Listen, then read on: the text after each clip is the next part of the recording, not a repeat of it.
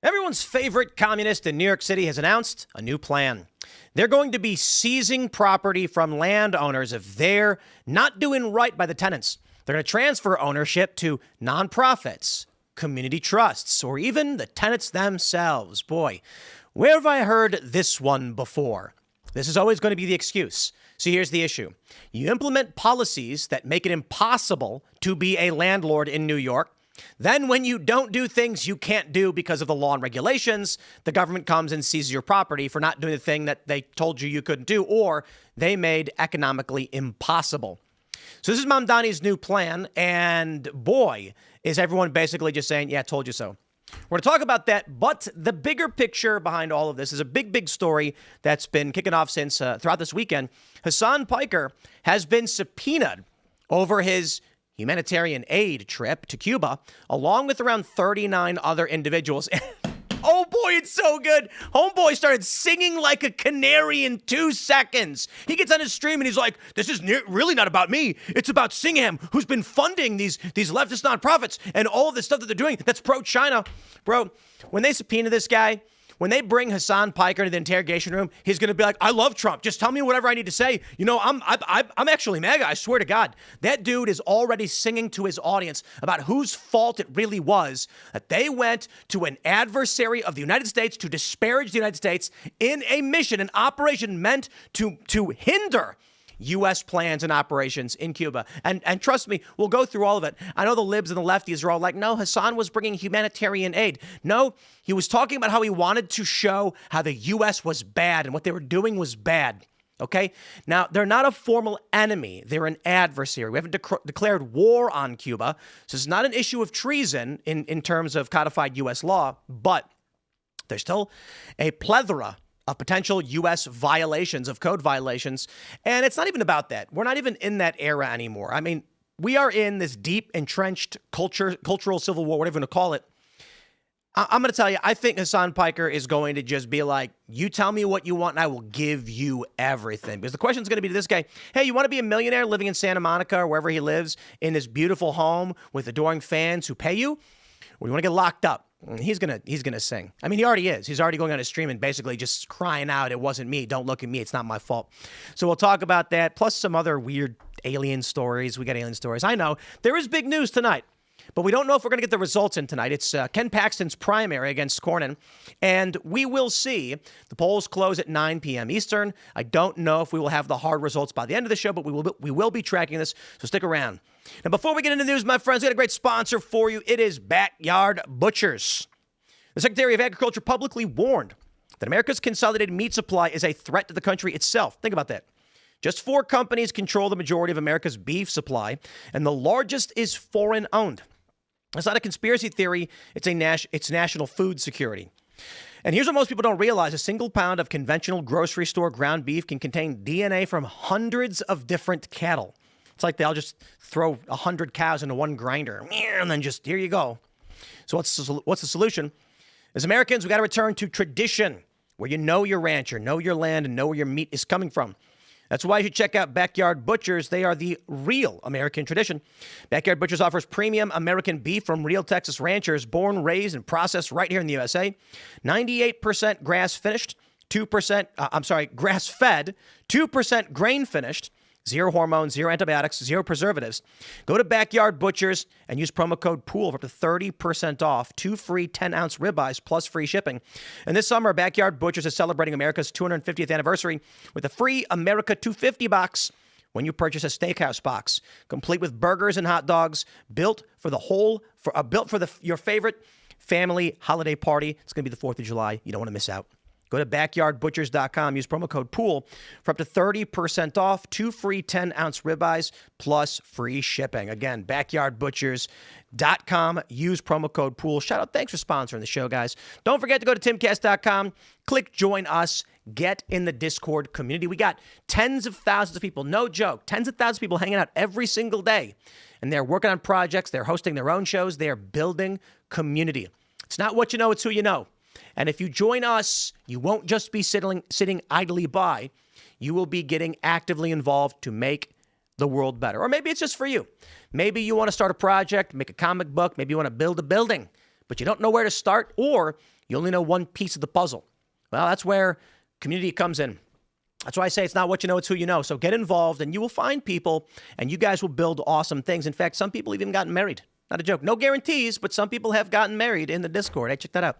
Timcast.com. Don't forget to also smash that like button. Share the show with everyone you know, everyone you've ever met. Joining us tonight to talk about this and so much more, we got Jake Rattlesnake. Thank you for having me. I appreciate it. It's good to be back.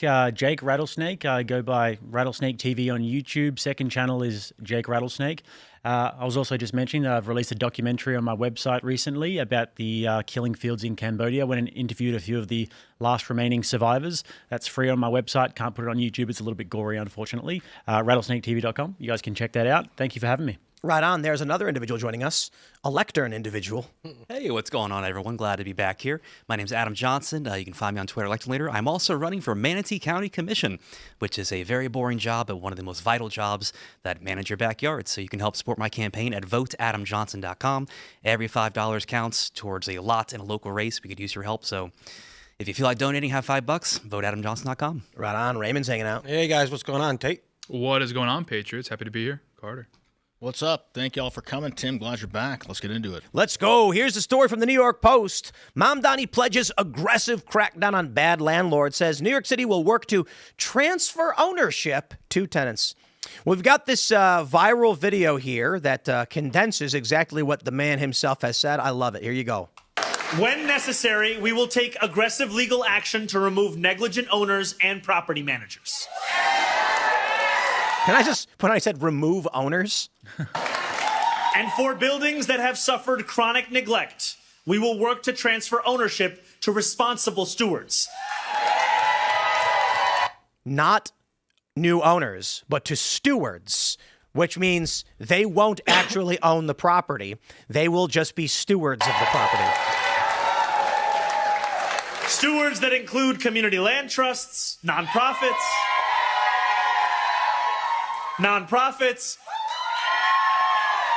or even the tenants themselves.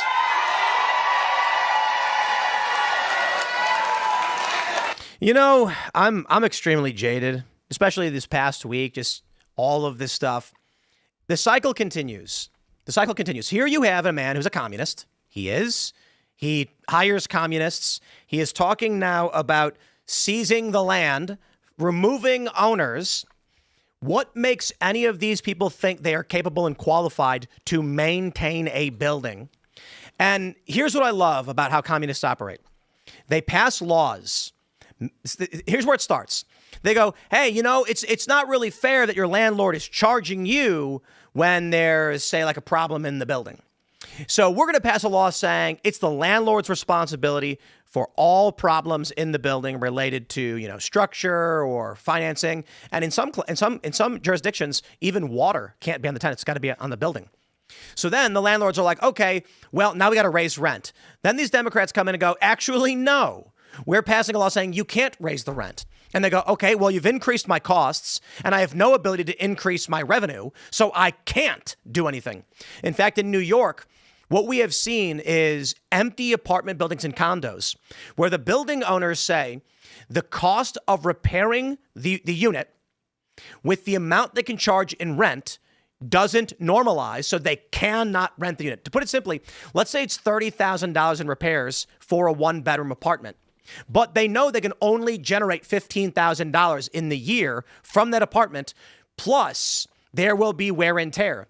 So when that lease is up, it'll be another $30,000 repair or renovation, or maybe it won't be $30,000 over the year. The point is, with the amount they put in, the amount they get back, plus utilities and general maintenance, as well as a superintendent, they're looking at over 5 years, we lose $1,000 and then got to fix it again. Impossible. So there's these videos where the room is just empty and barren. Along comes Kami Mamdani, who says, whoa, what's going on? You're negligent. Why aren't you fixing this place up? Guess we have no choice now but to seize the property from you. So welcome to communism, where the end result, as we've seen with public housing across generations, will be, sure, he might transfer this to responsible stewards, who have no financial incentive nor financial capability to maintain these buildings. And it'll be Pruitt-Igoe all over again, or Cabrini Green, or the LeClaire Courts, historic and famous project housing that collapses and results in high crime, gang activity, etc. Congratulations, New York. You've done it to yourself. Yeah, it'll be very similar to Zimbabwe, also known as occupied Rhodesia, some have called it. Same thing happened there, where Mugabe comes in, large swaths of the land is owned by like the formerly, like white, colonial population that ruled over the country, gets turned over to majority rule. He comes in and says it's wrong that all this land is owned by the whites. So same thing. I'm going to take this away from these neglectful farmers and turn it over to responsible tenants. Half of them were like government apparatchiks who just ran it into the ground. But what happened there is the majority of people that took over those farms had no idea how to farm. And so the farms became desolate, and then they had a famine. He said it was a famine. It was actually just they couldn't grow food.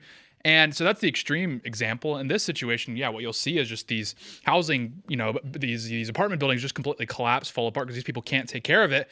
And in addition to that, what's interesting about Mamdani is he's been touting this regulation slashing, which, when you first hear about it, you're like, oh, that's like, kind of, is he throwing the conservatives a bone here? Well, that's great. He's making it easier to start a business. Well, the point of that isn't to slash regulation to make it easier for new businesses. What he's doing is he's trying to lower the actual standards. Insofar as, if you own a restaurant, now there won't be as regular of inspections, right? There won't be routine checkups, these sorts of things. He wants to make it easier, again, primarily for these newcomers to New York City to be able to spit roast guinea pigs and then have no problems. And so it's ironic that he's simultaneously attacking these hypothetical landlords who are running the buildings to the ground, which I'm sure they exist to some degree. But at the same time, he's dropping the safety standards, the regulations all across the city. So it's just a double-ended problem here. It was simultaneously dropping standards and then also attacking these landlords who presumably would you see this all the time in New York City, for example. If you go there, you'll see scaffolding everywhere. It's just a broken city law. Yeah, the funny thing about that video where they were roasting, what was it? It was a guinea pig. Yeah, more than one, I think. Yeah, well, people thought it was a rat at first, and then, of course, these brave Anthony Bourdain types came in, and they were like, that's actually cuy. It's an Ecuadorian delicacy. And I'm like, we're not in Ecuador. Have you guys ever seen Sia Weaver, who was on his housing transition board? Yeah. And so it's funny that you bring up Rhodesia, because she's on record here. If you just type in her name on Twitter, you can see the videos come up of her on interviews where she's saying we're going to transition from treating property as an individual good to a collective good, a more of a shared equity model, and white people and white families will be especially. Well, this is look, another thing that Mamdani said was they were going to tax white neighborhoods. Yeah. So when he's talking about seizing property, specifically talking about Gowanus neighborhood, and it's a slum, a lot of problems there. But when you talk about this is a strategy. Okay, we're going to increase taxes on white people. Not say it's white people. We're gonna say it's something else. Then, when they're constrained and they can't repair their buildings because now it's too expensive, because white does not mean wealthy. Maybe you got middle class people, now their taxes go up, like I can't afford it here. Many will leave, crime will go up, buildings will become dilapidated. Then he's going to say the same thing, or the next in line will say the same thing. Oh, geez, look at these, derelict landlords. Guess we got to seize the property. Yeah. That's how they do it. We theorized this a while ago at Bellagio, right? Talking about buying up these buildings. The eviction moratoriums back in 2020, where they said you don't have to pay rent. What do you think happened to the buildings over the past 6 years? Yep. They fell apart. I think this was a plan from the get-go. Well, and to Jake's point, Mamdani literally said verbatim, South Africa is the model. And it's like, you could hand wave that away as like, oh, that's like he's a fan of Mandela, like Obama or something. But no, he was very explicit what he was talking about. He said the turnover from apartheid era South Africa to the modern South Africa is the goal. That's what the transition I want to see. He's implying that New York City as it has existed so far is in any way comparable to apartheid South Africa. What he's really saying when you read in between the lines is it's wrong that white people have more wealth than non-whites in New York City, and I'm going to see to it that this ethnic grudge is carried out. This is why the property tax hikes and all these different attacks he's making on private, home ownership in New York City. The purpose isn't, when you think New York City, you think Manhattan, right? You think these massive skyscrapers. Well, the majority of properties in New York City are single-family homes in Queens, South Brooklyn, Staten Island. That's who he's going to attack. those are the people he wants to drive out of town because, again, you could squeeze 10 I mean, I lived in Queens for years. You can squeeze 10 Guyanese people into a single-family home who lived in that house before him, probably just like an Italian family or an Irish family. And then now it gets turned over to, like, basically a squatter camp. He wants to speed up that process, again, because he said verbatim, this isn't even like right-wing hyperbole. He said verbatim, South Africa is the goal. Again, what does that translate to if you read between the lines? That means punish white people, reward my ethnic voting blocs who got me into power. Yes. And Mamdani explicitly stated that when he was campaigning, if you vote for him, he would use the might of New York City's law enforcement apparatus to stop the will of the American voter. He basically said, you, America, will be destroyed. We will fight you. Your will not be done. It's amazing. And they claim they're for democracy. But, you know, the annoying thing is looking at, I don't know if you guys saw the story about the DNC funding. The DNC right now is negative $3 million, and the Republican has like, RNC has like 200 million, some insane number. Here's the thing.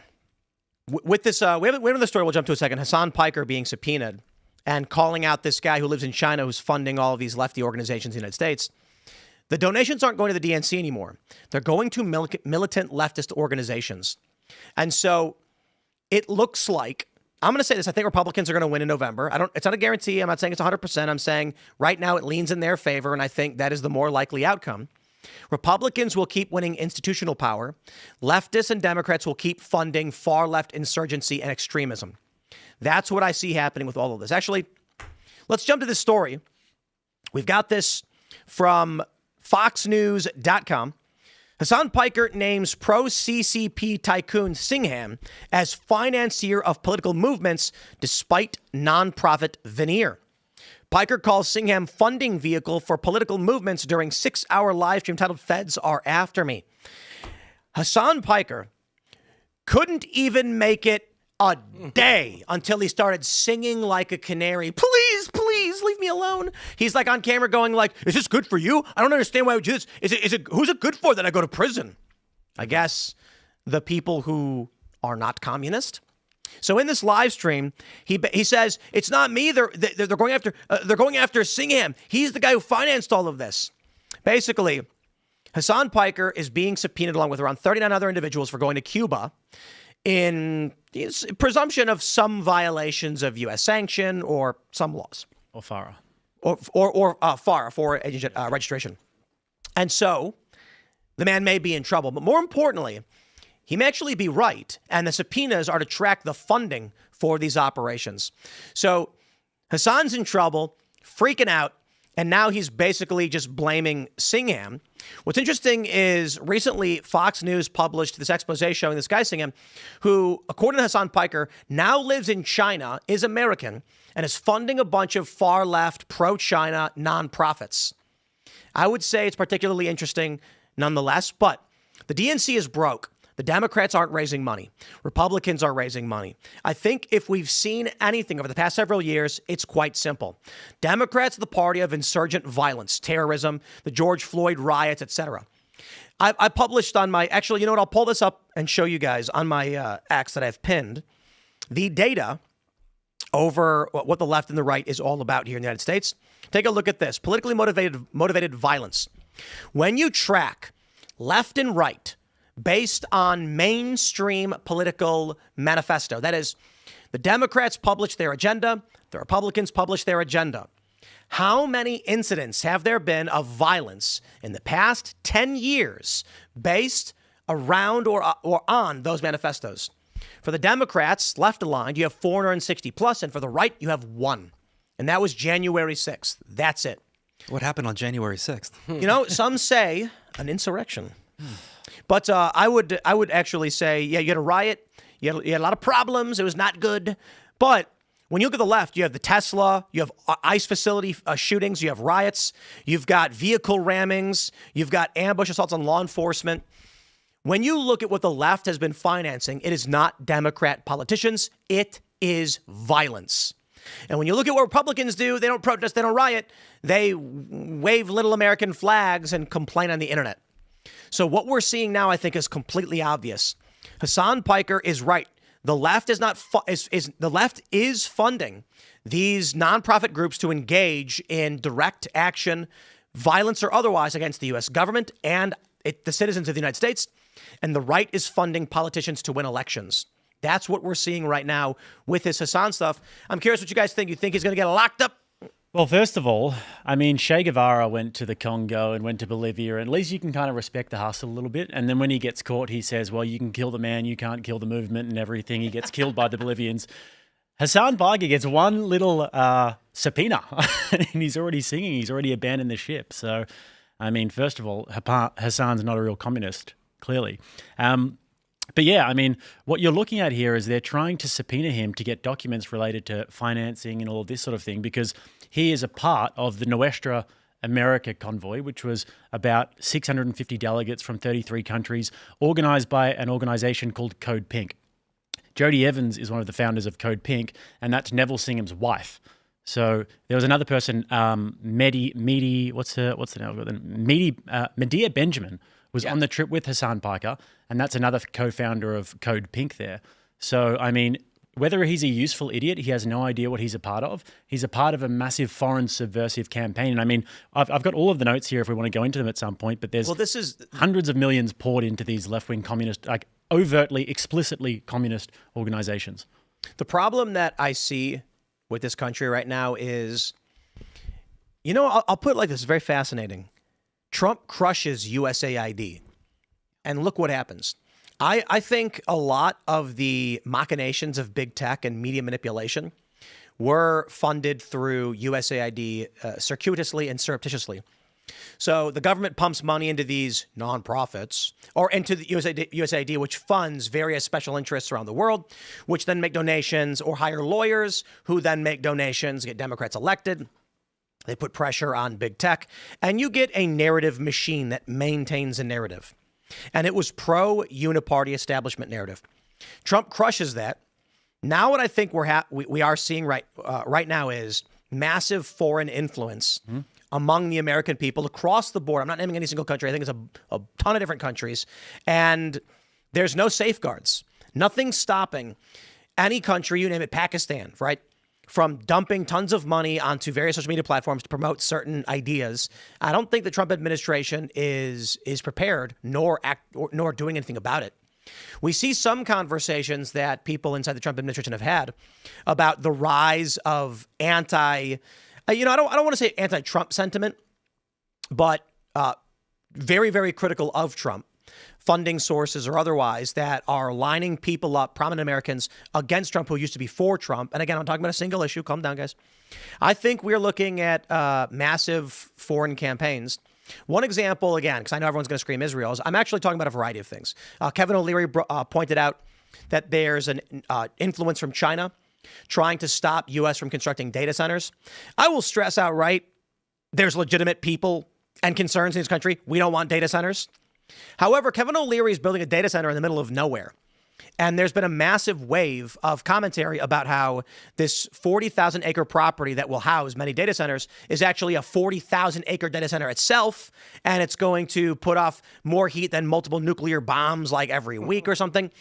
Okay, guys, Kevin O'Leary wants to build a 40,000, acre lot, what do you call it, compound with massive data centers on in the middle of nowhere. Isn't that what we want? I mean, we don't want AI, I get it, but it's coming. They're building it, and people use it every day. We don't want the data centers in residential areas. We don't want them in our homes, near our places of work. So build them out in the middle of nowhere, like West Virginia is doing the same thing. So anyway, my point is, he brings up that there is an influence operation to tell Americans not to do this and to lie about it. And it's an excellent point. Again, not a fan of AI or data centers, but China wants to win the race, and they're absolutely going to attack us. So what we're seeing with Hassan is the exact same thing. Pro-Chinese people in China dumping hundreds of millions of dollars into American influencers, people like Hassan. Guess what? I think there's a strong probability, not necessarily Hassan himself, but people in the sphere are going to start going to jail. Donald Trump's got plans, man. I don't think he's the smartest guy on the planet. He's very old, but the people around him certainly have plans. And I'll just throw in as an aside real quick, Tulsi Gabbard resigned. Remember what I said? Anyway, you want to talk about that Chinese influence peddling? Yeah, I mean, well, if you just look at Neville Singham, for example, he's been caught, I mean, openly going in 2023 to like Chinese workshops about how to promote the Chinese message overseas. You've got he sold his company. ThoughtWorks in 2017 for nearly $800 million. And since then, he's poured it at about $300 million into subversive organizations in the United States. So the People's Forum in New York received about $22 million. And they literally, you can go on their websites. They've got courses that are called Lenin and the Path to Revolution, China in 75. Anyone can go look this up. They've got a $5 million building in Manhattan that was funded by Neville Singham. They're looking to do a $5 million renovation at some point. And they've got, for example, a guy named Willie Baptist. You can look up his podcast. It's called The Gravediggers Unite, which is like an overt Marxist dog whistle right there. These people are the organizers. They're paying all of their salaries and everything. So he's bankrolling this communist indoctrination in the United States. You've also got Justice and Education Fund, about $70 million there, aka Jeff. And this is basically a non-organization that operates out of a post box in Illinois. And this is basically what the Trump administration is looking at here. They're looking at these shell organizations that are getting mass funding from foreigners from China living in Shanghai to I have a question. What is that? Anybody? I don't know. I saw you posted this today. I don't know what it is. It's Tung Suhur with Charlie Kirk superimposed with Duel.com advertisement. Why? Well, we got to beat China. So Isn't Duel the guy who they're backing Chud the Builders getting out of jail? don't care. They're scumbags. Okay. And I see this post all the time. Guys, there's a lot of things to be hopeful for. I don't want to be so black-pilled, but The meteor being the top of them. the what? The meteor being sent on the top of the list. That would be, yes. So, again, in the vein of AI, I think, I don't know that the Trump administration has the capability to understand why this image right here is the apocalypse. I am being somewhat facetious, but I'm also kind of not. This is Charlie Kirk's face superimposed on, what is it called? Tung Suhur or Tung Suhur. Yeah. One of those. So I'm on Instagram. I'm sick and I'm scrolling. And you see this everywhere. Not just this image, but pictures of Charlie Kirk superimposed over random viral clips. Duel.com does it a lot.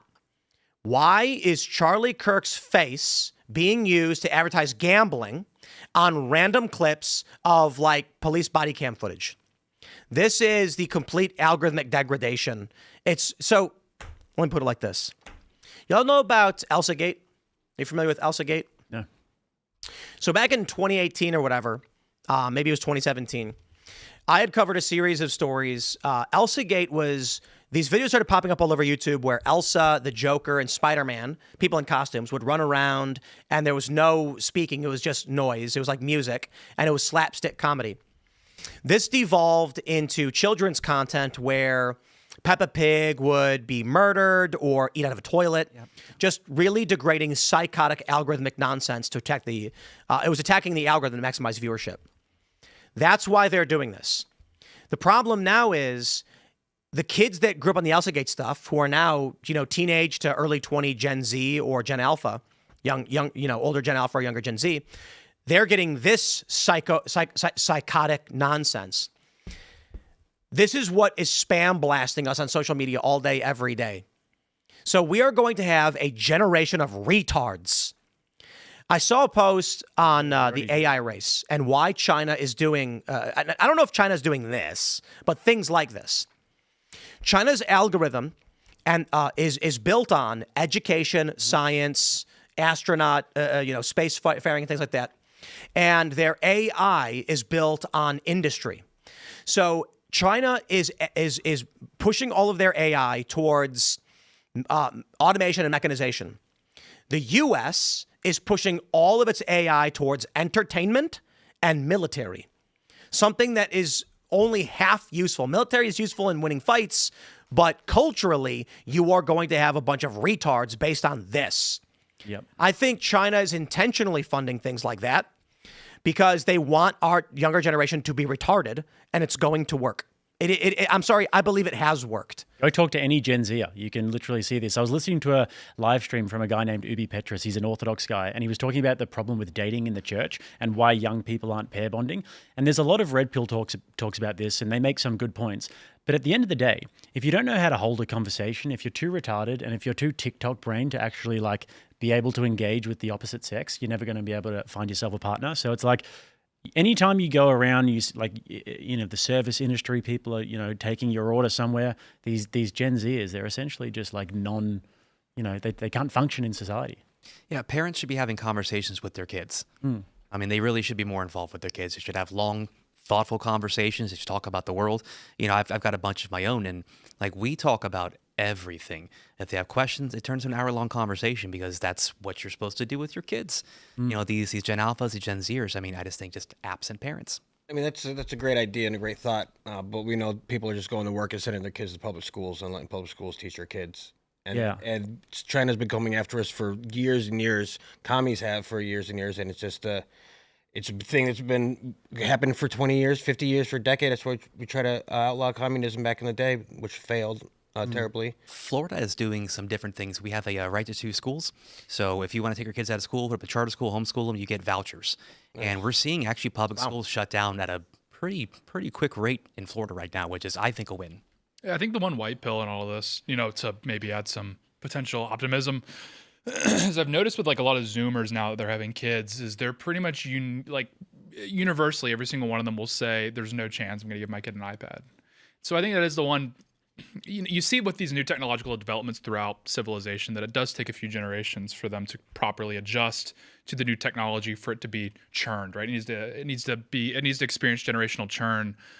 So I am slightly optimistic that the younger Gen Alphas and then the new generation could potentially end up having a somewhat healthy relationship with technology, because look, the reality of the situation is you can be the best parent on planet Earth, but with how fast technology develops, the kids are on a different planet than you are. I don't necessarily think it's just the younger generation's fault. Obviously, the older generation built a lot of this stuff. Yep.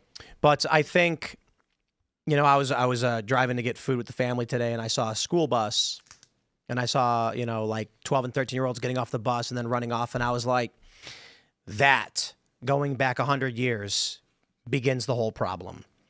And it's one thing to look at the structure with public schools and say, well, we were the dominant global superpower for a long time. We won the Cold War, and we had this system of institutionalized learning facilities. But I do think that can only exist for so long.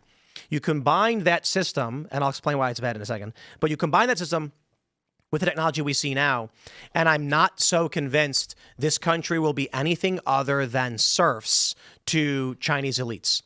I think that the Trump administration is seemingly unprepared to deal with what we are seeing in terms of the $400+ million in lobbying directly from the Chinese government, as well as this guy and Hassan Piker and the things that they're doing.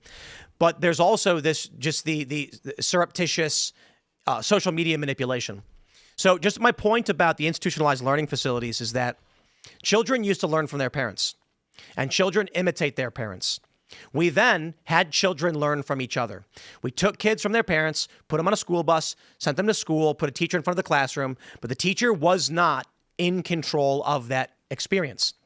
The students were all talking to each other and learning from each other. So it's like creating a copy of a copy.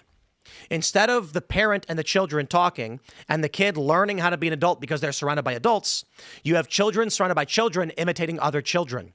They grow up, and then what happens? They are adult children. They are 40-year-old dudes who dress in Harry Potter costumes and go play games. They don't work. They don't have families. Even I only just recently started my family, and I'm 40. Had my first kid when I was 39, and that's crazy. And I'm not going to pretend like I'm outside this system. I'm completely within it. So then, my point was, I'm thinking about what my daughter needs, and I see the school bus, and I'm like, I'll be damned, dude. My daughter is not going to go sit in a box with 30 other kids to learn from other kids who are all equally as ignorant about what's going on in the world. That ain't going to happen. Homeschooling is the way to do it. But I don't know how in the short term we turn things around when we are being besieged by our adversaries. And I think China is the biggest player. And on social media, you've got just absolute retardation, Elsa Gate level Charlie Kirk pictures. and young people imitating this to try and get clicks. Saw a video of a woman where she was talking about how she went to college, got a degree, and she can't find a job. She lives with her parents, she's making minimum wage at a department store. So she decided to be an influencer. And I'm like, oh yeah, we're done. Because that was your answer. Like, well, I don't know what else to do, so I'll just dance on camera. It's like, I don't know, you could build things, you could make birdhouses, you can find services in your community and provide a service, figure out what people need, but nope. So it's instant gratification, though. It's not instant gratification. That's what everyone's looking for. It's like the women these days are all influencers and feminists, and the dudes are all looks maxes, you know? So well, I don't know that they're all looks maxes, but the point is, well, that's what's popular. They don't know how to do anything. Yeah. So when I was a little kid and I needed money, you know what I did? If it's winter, me and my brother or my friends, we go knock on doors and say, we'll shovel your snow for $10.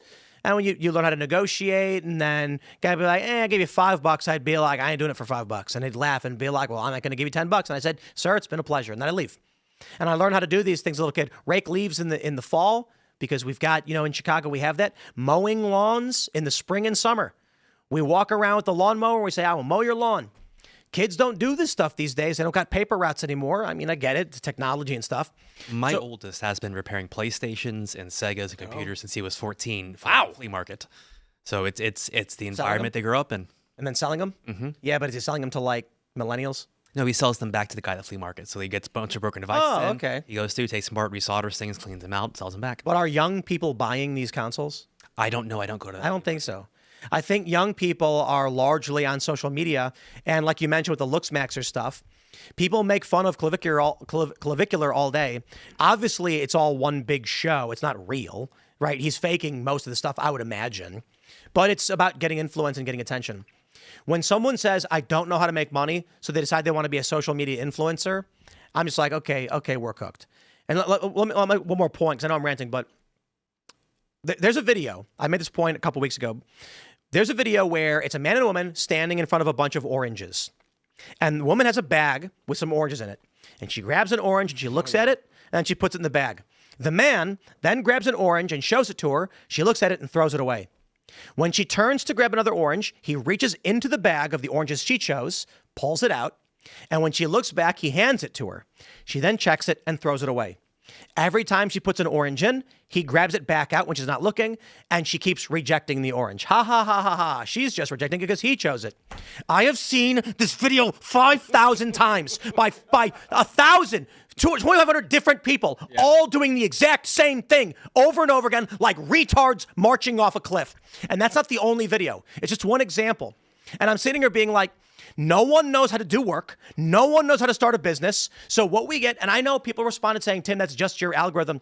These are viral video clips where everyone's replicating it.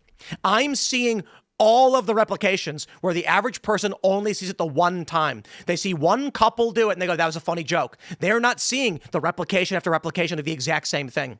So instead of saying, I can make original content, everyone is just imitating each other, doing the same garbage over and over again. And we don't have a generation that can run businesses. So what's happening now? We are seeing businesses go under because they can't find people to do basic work. And people are like, I'll just make money being an influencer. I'll tell you this. I believe China's funding OnlyFans. I think China is absolutely dumping money. I'd be willing to bet a lot of these women who are like, I make millions of dollars on OnlyFans, probably the Chinese government, running bot accounts and dumping money onto them so they keep doing it and bragging about it to convince a generation of young women to be retarded and do OnlyFans. And young men are seeing retard stuff like Charlie Kirk and gambling. Men are being targeted with gambling and women are being told to be sex workers. If we don't turn this around, if Trump, the administration, doesn't get a handle on this, Congress can't do anything. I think the next generation is cooked. Yeah, insofar as like even if China is, putting money into this, it's really just dumping, gasoline on a fire that already exists. I mean, American culture has already become very hedonistic, nihilistic. These things are all true. Americans will gravitate typically towards the most comfortable solution to any problem. That's just been a problem we've had. I mean, before the internet even existed. So even China, like it's a global problem. Like even China's having these problems because China is seeking to move their economy to a services-based economy, right? They're trying to deindustrialize, ship the industrial production overseas. So even China has the same problem. I mean, China, their birth rate's lower than the United States, much lower than the United States. In addition to that, they have a extreme nihilism among their youth, among their Zoomers. They have this sort of lie down culture where they just live with their parents, and because they have a lot of state subsidization, their parents can pretty much support them to live with them, and they just like justify their existence by saying, "Well, I walk the dog" or something. It's actually a huge problem, the lie down culture, the lie flat culture in China. So it's like a global problem where just none of these societies are getting like one-shotted by social media, by the internet. And again, it's just going to take some generational churn. To your point, I mean, I don't even know if there's really much the government can do here. I mean, there's really not many options that they have. You kind of just have to let this like play out. And that's the really scary thing, because I totally agree that, yeah, Zoomers are increasingly incapable of doing anything. And the evidence for this is the Zoomers that are ambitious, right? Like the Zoomers that historically would be entrepreneurs or business leaders or military leaders, et cetera, they're just scamming each other. Like that's what you typically see with like the ambitious Zoomers, is most of their business acumen is used in scamming each other. Like whether I saw drop shipping, or like there's people that do drop shipping, like, you know, justified, but a lot of it is like scamming, the crypto scams, the NFTs. AI might wipe out a lot of those guys. All of those, the sort of middlemen. yeah, so- No. I think We'll utilize it.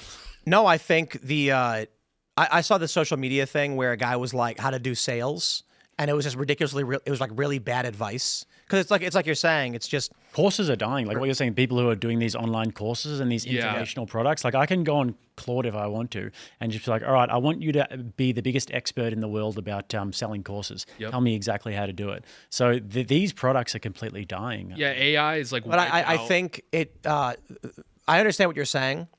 I don't think the average person is going to be sold by an AI, and they're not going to be proactive to go to the AI. What I'm talking about with one of these videos is the algorithm sends it to you. So the salesperson online doesn't have anything to actually give you other than emotional manipulation. So sure, if you are proactive, you go on AI and say, Claude, help me with selling birdhouses. But most people aren't doing that. Yeah. Most people are the rube, where the sales guy walks up to randomly and cold pitches them to hand over $100. Yeah. So I think with AI eliminating a lot of white-collar jobs, you are going to see, I think when you have nothing to sell, you sell nothing. So there's with the elimination of so much work because of AI, creative work is getting eliminated. You're going to have tons of young people scamming each other. The trades might come back in vogue, though. People might want to get into the trades more.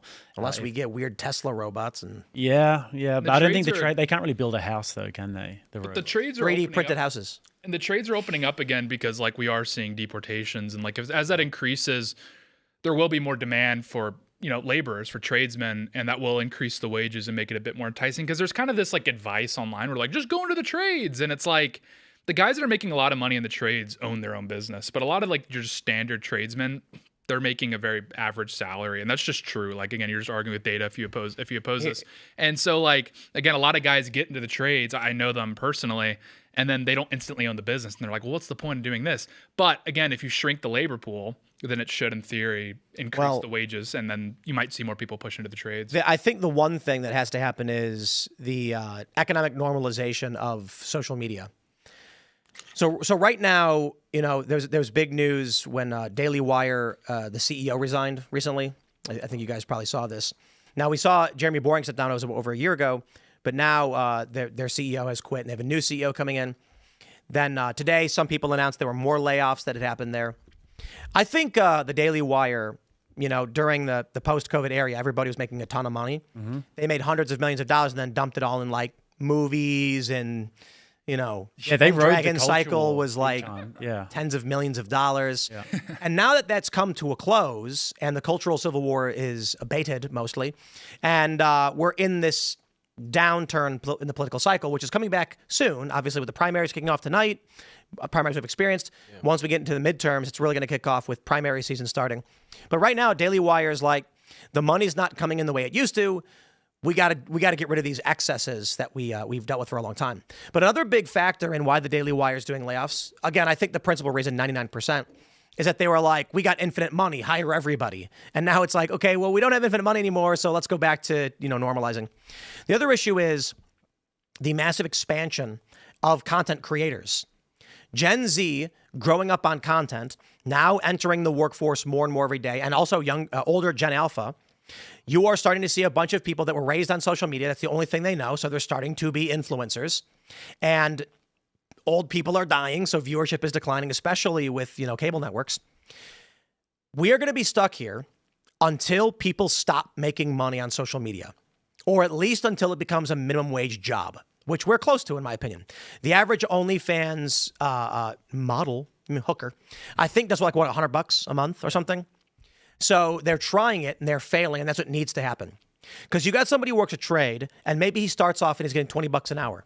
Then he sees some guy on Instagram and he's like, I just made $40,000 this month. Here's how I did it using AI. That dude who's cleaning toilets is going to be like, why am I doing this? Like, why am I fixing sewer pipes for nothing? And that's always the advertisement when you see these like courses for these get rich schemes, is they're always like, I was laying HVAC, and then I, invested in Johnny Investments, program, and now I'm making 40 grand a month or whatever. It's like, that's who they're targeting primarily. But it's like, it's weird because we have a service-based economy, but people are not retiring as early. People are living longer, so they're not retiring as early. We had a lot of immigrants come in and flood the labor pool. So you have like what they call a mini recession among Zoomers. It's a mini recession where wages have stagnated, but purchasing power has basically eroded over the last 5 years. And then you have all these like social problems, like Zoomers can't get married. There's like no one's having kids under 30. Well, add to the mix, millennials won't retire. Yeah, millennials probably won't retire. I mean, look, there's all these long-term questions about, will Social Security go insolvent? I don't know. Yes. Yeah, I mean, likely. I mean, Bush tried. Well, so with Gen Alpha being half the size of Gen Z, it's an inevitability. You need 4 people to fund one Social Security recipient, and what's happening is they're not keeping up with Social Security in terms of buying power. So now it's reduced to like 2.7. Well, that's just because we're giving less money in buying power to recipients. Yeah. When Gen Alpha is in their 20s or 30s and Gen Xers are moving into Social Security age, there's going to be a big problem because there's not enough laborers to fund Social Security anymore. So it's only going to be able to pay out what goes in, which is going to dramatically reduce it to a less than one person per. So between millennials, you're going to have boomers and Gen X on Social Security, and you're going to have millennials and Gen Z paying into it. You are going to have something like 2.5 people. What are you going to have? 1.25 people. 1.25 people, if that. If you do the math, you've got 80 million millennial, 80 million Gen Z, and 40 million Gen Alpha. So you've got 160 million recipients. Don't worry, but this is well before they're living longer, and you have 240 million in a labor pool. So you are going to have roughly 1.25, 1.5 for every recipient. They are not going to make money. Yeah, this is happening all around the world as well. I mean, you look at Japan. I went to Japan a few years ago, and you're going to whole entire communities where they just have dilapidated and closed down houses. Or there's no young people there. There's no young people to sustain the population. In Italy, the median age is like 50. Yeah. Same with Germany and places like this as well. I mean, they just don't have a sustainable labor pool. And I also think this is why you're seeing a big push towards euthanasia in these countries too. Yes. It's an interesting little correlation there. And I mean, yeah, but they're killing young people. Yeah, they are, but like just primarily old, particularly targeted at old people. You need dialysis; they just try to kill you. Traditionally, in ancient times, they used to kill old people in the tribes. Like they would just make them go walkabouts, or they would actually kill them, or just basically leave them. And I think we're seeing something similar going on right now in terms of euthanasia. They're just trying to kill off the old people that are useless. What if we got a big ring in town center, right? A big hole in the ground that goes just way down. Let's like drill as far down as we can, like the mantle. We've never got anywhere near that, but let's go, baby. And then we just Sparta old people. Just and what's interesting is what you hit on too. This is where you go up a level and you realize like how dire the situation is for Social Security. For example, is we run like a $3 trillion deficit every year. Now we're able to keep our head above water because our yields have been fairly low, and we have global creditors. The Japanese are the second biggest creditor in the United States. They still are. But if you look it's like 3-month lag, the data for how many treasuries that Japan holds. They're dumping treasuries now. They're terrified that a lot of the Japanese investors are investing domestically again in their bond market because the yields are going back up. So they feel comfortable like, okay, I can make a return in Japan. So why invest in the United States? this is also happening in continental Europe. And continental Europe was also some of our creditors. These were all like net exporters. But now with the energy going through the roof, Japan, for example, they've had to start importing oil. So now their bond market's going crazy. So again, all the Japanese investors coming home, they're selling off treasuries. What this means for us is, again, we're also running out of global creditors to like acquire debt. Because that's, again, how we've been able to operate at a deficit for so long is because, again, there's a reliable source of creditors. But if the yields continue to rise, interest is going to eat away our national budget and we're going to run out of creditors. What happens then? The third rail of politics is entitlement spending. You can't touch entitlement spending. Bush tried, and it was like the most unpopular thing. He just tried to privatize it, which is like, looking back, that probably would have solved a lot of our problems. But again, you can't touch it. And it's going to get worse as the population gets older. And like, look what happened in France when Macron, he tried to bump the retirement age up 2 years, and they had riots that almost shut down the entire country. Yeah. And that's France. I mean, imagine what's going to happen in the United States. Like, everyone will get scalped in politics. We could just import a lot of folks from third world countries to come work. You know, that's a good point. Maybe a Honduran farmer could be a computer science technician. Or I think in countries like Italy, they're saying that when you do maternal leave, you can have maternal leave, but for every year that you have maternal leave, that adds a year to your retirement as well. Yeah, there's little ways they're trying to tack it up. In Hungary, they had the program where it's like every child that you have, you pay 25% less tax. These sorts of things could absolutely be implemented. I have a better idea. You can't vote unless you have 2 kids. Oh, yeah. I don't think that people I should get get 2.5 votes. But this is kind of the problem with the birth rate. You get 2.5 votes. By No, that you don't get a vote. You don't per get an kid. extra vote. Oh, well. You can vote one time as an adult human if you have kids. So between you and your wife, if you have 2 kids, you both get a vote. I've never seen a good argument for why an 18-year-old college student with blue hair who eats tofu for lunch should ever vote. Yeah. Like, that just makes absolutely no sense to me. I've never heard a good argument. On the birth rate. Wait, hold on. All right, I revise my position. You can only vote if you are married and have 2 kids and don't have blue hair and are not an 18-year-old college kid. Or a septum ring. Rings. The problem, though, like, here's the problem, and this is the conundrum that all these these developed nations broadly are in with the pronatal policies is countries like Hungary, they've been the crash dummies for this, and we haven't really seen the birth rate move up in any like tangible way. He just flattened it for a while, which is... He flattened it, so he like stopped the bleed. But part of the problem when you incentivize, when you have pronatalist policies, right, you're basically paying people to have children, is think about the United States, for example. If you ask the majority of people why they're not having kids, they're not going to say if I had $5,000 more in my pocket, I would have a kid. No, they'll cite lifestyle complications. They'll just say, I don't want one. It's a very deep like societal problem. The problem, though, is if you offer $5,000 to have kids, the people that you would want to have kids will not have kids. It's going to incentivize people that you really don't want to have kids because they're going to end up taking way more than $5,000 away through welfare programs and that sort of thing. So what typically happens with pronatalist policies, Hungary got away with it because it's a very homogenous country. But what's going to happen in places like the UK, France, the United States is there's going to be a dysgenic bunch policy. of little Mohammeds and Fatimas coming out. What if,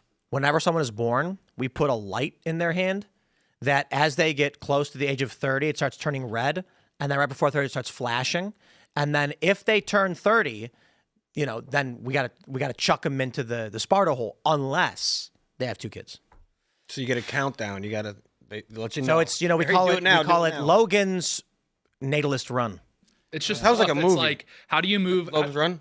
Yes. How do you boost? That's Logan's run. They kill when you're 30. My joke is that the only way to not get killed at 30 is if you have 2 kids. And that's the thing. It's like I can't think of any government it can't be a government policy. The only thing I can think of that would be that, because the problem is how do you get people to have children in a society where having children is optional? Well, that's the problem. People need incentives when it comes to these sorts of things, and one of the incentives for men traditionally is that they would be able to have a family. But when you are, like you were mentioning before, that these people want to be influencers, and I was saying looks maxes, it's hyperbolic, but young men, what actual incentives do they have to have a family? And it's even worse. It's women really don't want to have families because you're seeing a lot of the data come in. They pull 12th graders. They've pulled 12th graders for 50 years now on, do you want to have a family? And in the last 3 years, you've seen it flip where now the majority of boys there's more boys than girls that want families, that want children, that want wives. So what's really happening too, and that's 100% true, that's happening, but the boys is kind of flatlined. It's the girls realize I could have a career. Yeah. Having a kid is like a torn ACL for girl bosses. It's like you're done for the year. Like you can't go into the office. It's like over a for torn ACL. Yeah. I've got a You solution. go on the IR. But real quick, I was watching this podcast talk about the issue. These women list their masculinity in their dating profiles. So what does a guy want? Like, dudes want to accomplish a task of some sort, right? So I was talking with we were talking with Fresh and Fit on this show about how women don't have hobbies. Women's hobbies are other women talking about boys and stuff like that. And for the most part, that's what it used to be, and that was true. Women care about guys. Guys care about stuff. Guys do care about women when they want to have families, but every day a guy gets up and he's like, I'm going to build the biggest tower. I want to take down the biggest boar, while women are hanging out talking to each other. So when a guy is asked, what do you want? He says, well, I already have my hunting party. I've already captured a large boar. Now I need someone to eat it with. I want to find a wife. There's two women. One woman says, I am also a hunter. And he goes, well, you're not nearly as good as Rick is. I don't need you on my team. And then he sees another woman and she says, I just want to have babies. And he's like, I would like to marry you. Mm-hmm. The problem is the majority of women are posting their career accolades and they're wondering why guys are not interested. And the guys are just like, I don't want to marry a guy. But it's a constant affirmation of their delusions, though. Like young modern women, feminists and OF, and encouraged to go and have a high body count and not have children, and to go. Like I was on a podcast the other week, and the woman was saying that she doesn't want to have children because she wants to travel. And I was like, well, how much traveling can you really do before it becomes a bit vapid at the end of the day? You can travel with your kids. Yes, you can. Yeah, exactly right. You can travel with your family. It's just such nonsensical Literally, the arguments. default state of women has become LinkedIn. Like everyone points this out. Is like when a girl's about to break up with you, she turns into like an HR manager. It's like, so I wanted to bring you in for a quick conversation about, we have a quarterly review. Yeah. And I think just there's been a cultural mismatch here, and it's like, oh, God, it's over. Yeah. It's over. I got to be honest. I've been all over the world. I've been to many countries, and I'm kind of like, I don't know where I need to go at this point. Now that I have with my family, though, it'd be fun because I get to show my daughter all the things I've already seen and explain them and see her wonderment and joy. And I know you've got 800 kids, so That's why I'm like a swarm of bees. I know. That's why I'm so mad about the mass migration into Europe, because I purposely didn't. I traveled Africa and all these different places because I wanted to save Europe for when I had a family, because I'm like, well, that'll be safe and comfortable. Now I'm like, my kids might be better off in Malawi than in Italy these days. I mean, it's getting wacky and wild over there. It's a huge problem. But the sleeper pick could be Latin America, because we were talking about birth rates. What's interesting is Bolivia, for example. There's so many Mennonites that have moved to Latin America, and Mennonites are having like 7 to 10 kids. And what are Mennonites? Well, they're descended from like Germans, Swiss, Austrians, Alsatians. These are people that are hyper-religious. They're having 7 to 10 kids. There's projections that Bolivia will become majority Mennonite by 2080. What? So there's a chance that white people in North America and Europe just die off. Right, it's and crazy. then Latin America is like the last bastion. When you go to Argentina and these places, there's all of these like German, Oh, yeah. they're Yeah. fully German places. The in keeper what's that for about, Brazil. huh? Yeah, I think they all came in the 1940s or something like that. Yeah, real. Oh, blonde hair, blue eyes. Yeah, there's like Santa Catarina in Brazil, and it's like you feel like you're in like Goebbels' wet dream. It's like, what is going on here? I mean, Yeah. and they're everywhere. I mean, like the goalkeeper for Brazil, he's German. Like there's a lot of them. And there's actually a lot of Irish. If you look through like Chilean history, for example, their founding father, his last Alison name is Becker, the O'Higgins. goalkeeper, Yeah, Alison Becker's the goal. Like they're everywhere. It's in Patagonia. It's a province called Chubut, and it's like there's a lot of Welsh speakers there. And it was funny during the Falkland Wars, the British soldiers were bringing back all the POWs. They imprisoned like 10,000 Argentines on the Falklands, and they're bringing the POWs back to Argentina.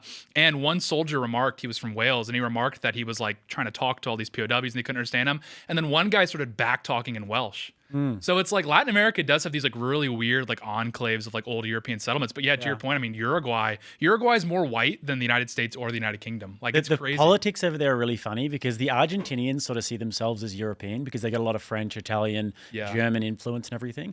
And they really look down upon like the Peruvians and the Bolivians. They call them the land of flutes and ponchos. Yeah.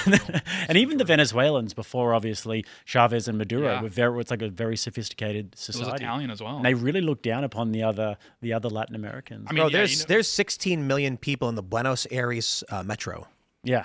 It's a massive city. 16. And Buenos Aires is fascinating because if you just spot check around the city, there's a ton of British place names there because they had a lot of Anglo-Argentines come over in the late 1800s, and that created another flashpoint. Is when the Falkland War started. They were like in this really weird position where it's like, okay, my last name is like Marshall, but we're at war with England. It's just, I don't know. I could like nerd out all day about like the intricacies of Latin American politics. Like Peru, they're poised to have another Japanese prime minister, which is really funny. What? The Japanese like run the show in Peru. That's like Nobu. Nobu is a Peruvian Japanese fusion because it came from the Japanese Peruvian community in Peru.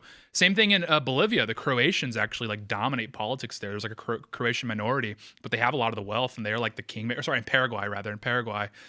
And yeah, if you like want to win elections in Paraguay, if you're like right of center, you got to go through the Croatian community. It's like fascinating. And then yeah, with the Mennonites, like Latin America could end up being the most fascinating like demographic situation in the world, like in 50 years. Even Mexico doesn't have a Mexican president, right?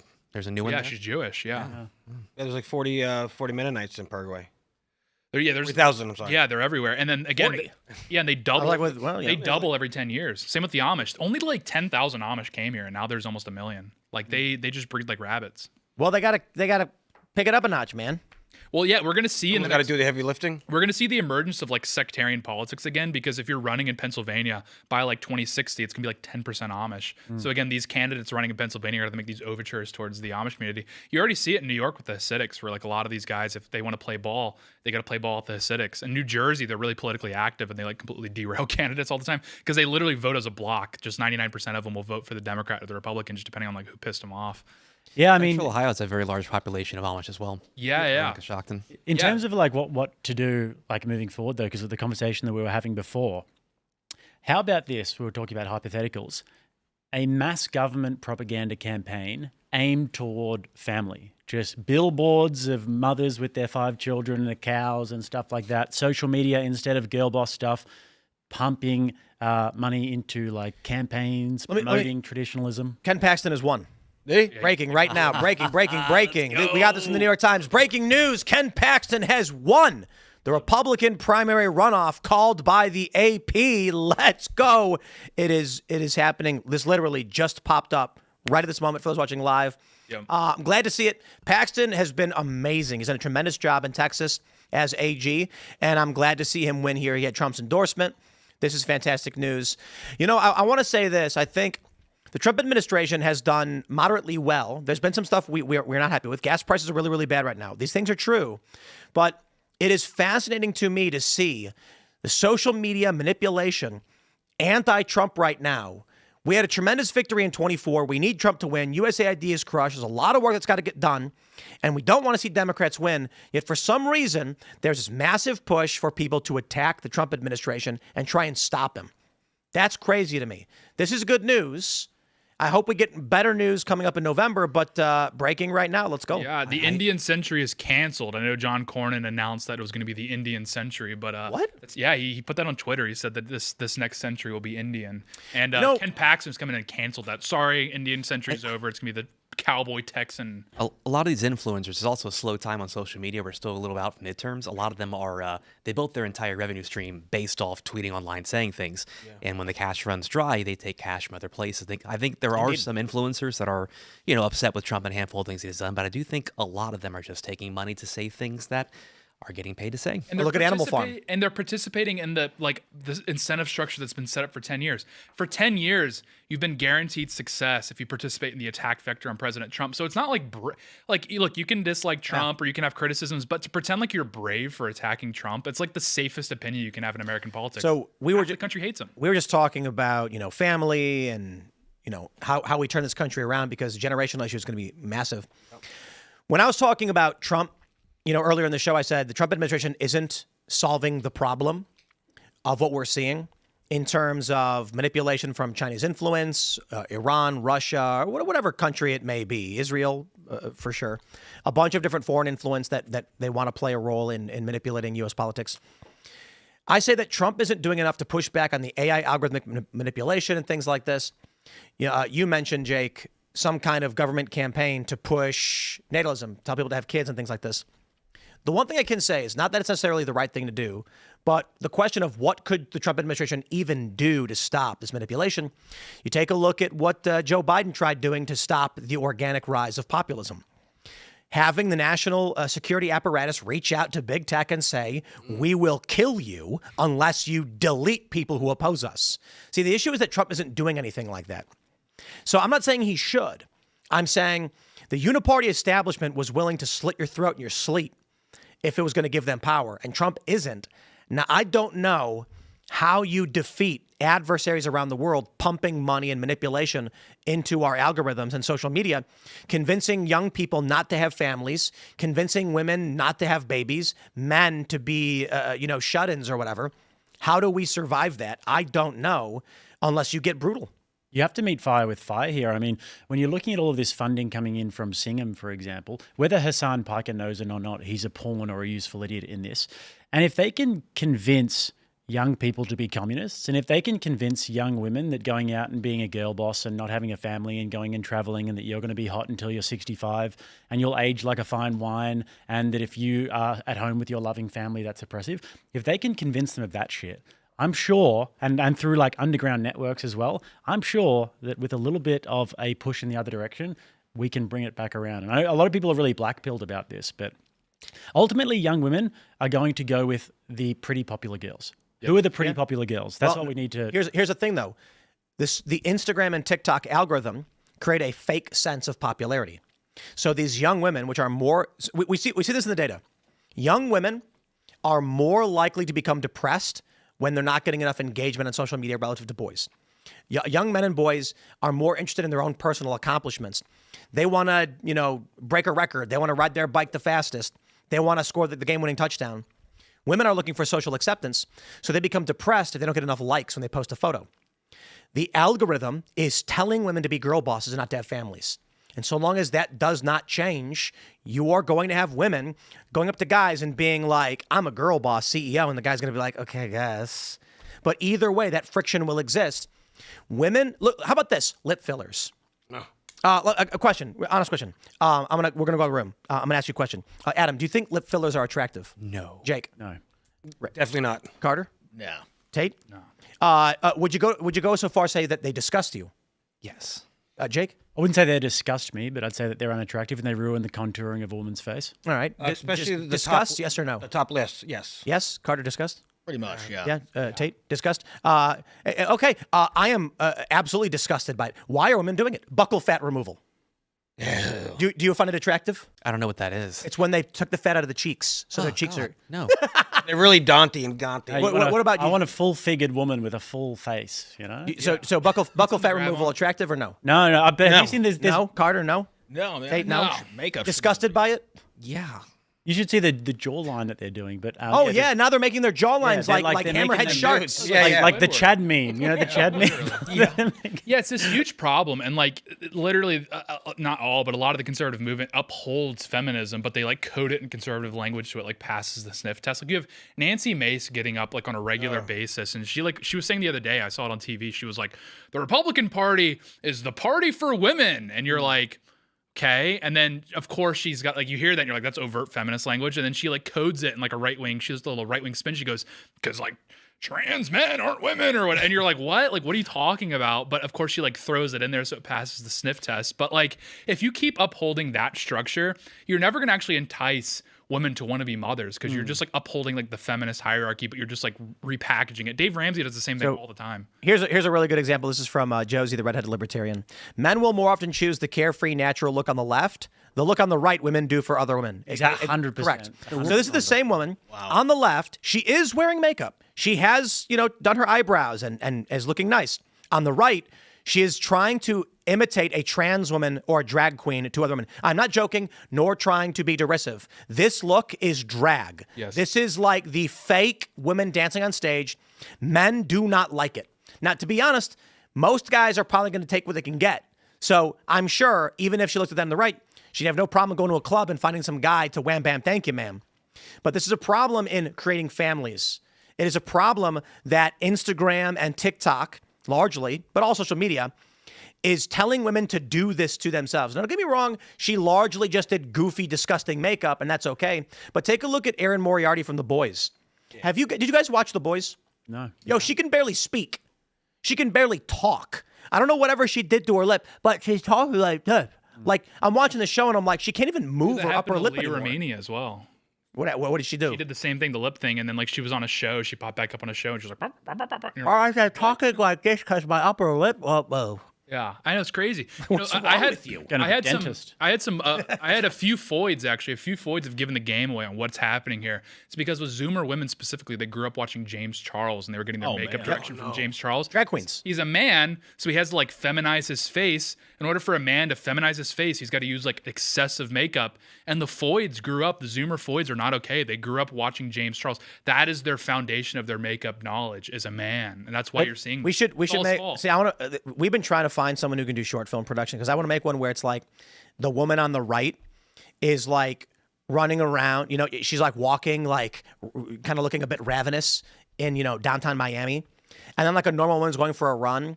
And then the Zoomer foid just like runs up to her and then sprays acid in her face and turns the other woman into the same kind of monster. And they walk around like ravenously going like, I'm a CEO.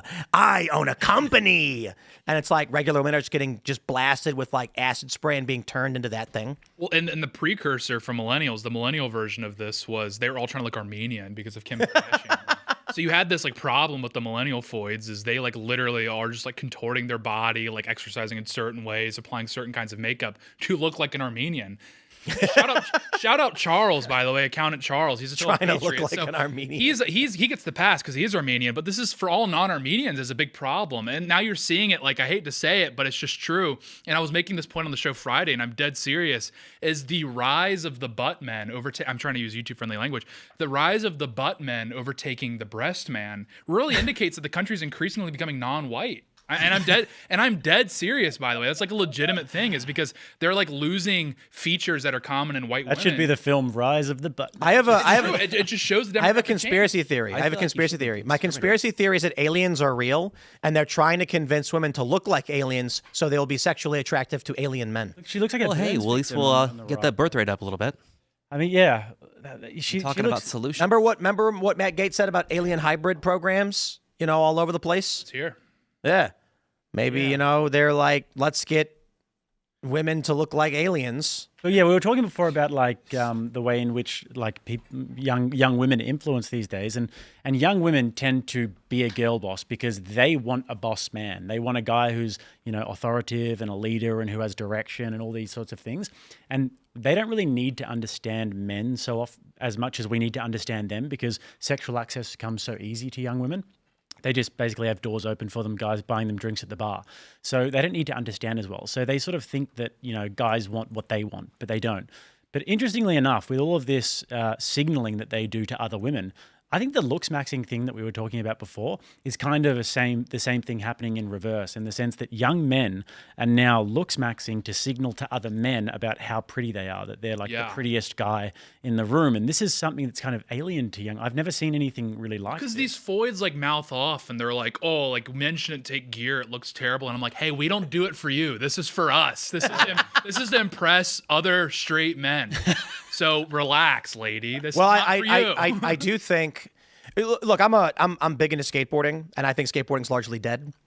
When I was growing up, young guys were getting into shopping carts and slamming into walls and falling over and breaking their arms and just doing stupid things like that. But while young guys do a lot of, like, action sports still exist, it has been curtailed quite a bit, and we're seeing a lot more of this like club culture, looks maxing trash. When you get rid of the feats of physical feats, what feats do men have to compete with now? And it's bashing your face with a hammer and other retardation. These dudes are cooked. So I guess the question is this. If you were a government or special interest group, maybe international organization otherwise, and you knew that AI was going to eliminate physical feats, you knew that it was going to eliminate most jobs, what would you do to prepare the Indian population for a culture without physical labor? It's going to be exactly what we're seeing. Competition based on bashing your face with a hammer. Because you're not, I mean, look, we just saw the enhanced games, and they're basically like, you know, we're gonna juice people to make it more entertaining. I'm glad that's still there, but the machine hates it. The left is attacking it mercilessly. They're saying, no, we don't want this. So the end result is clavicular being like, I'm the best because I can hit myself in the face with a hammer more than you can and look a certain way.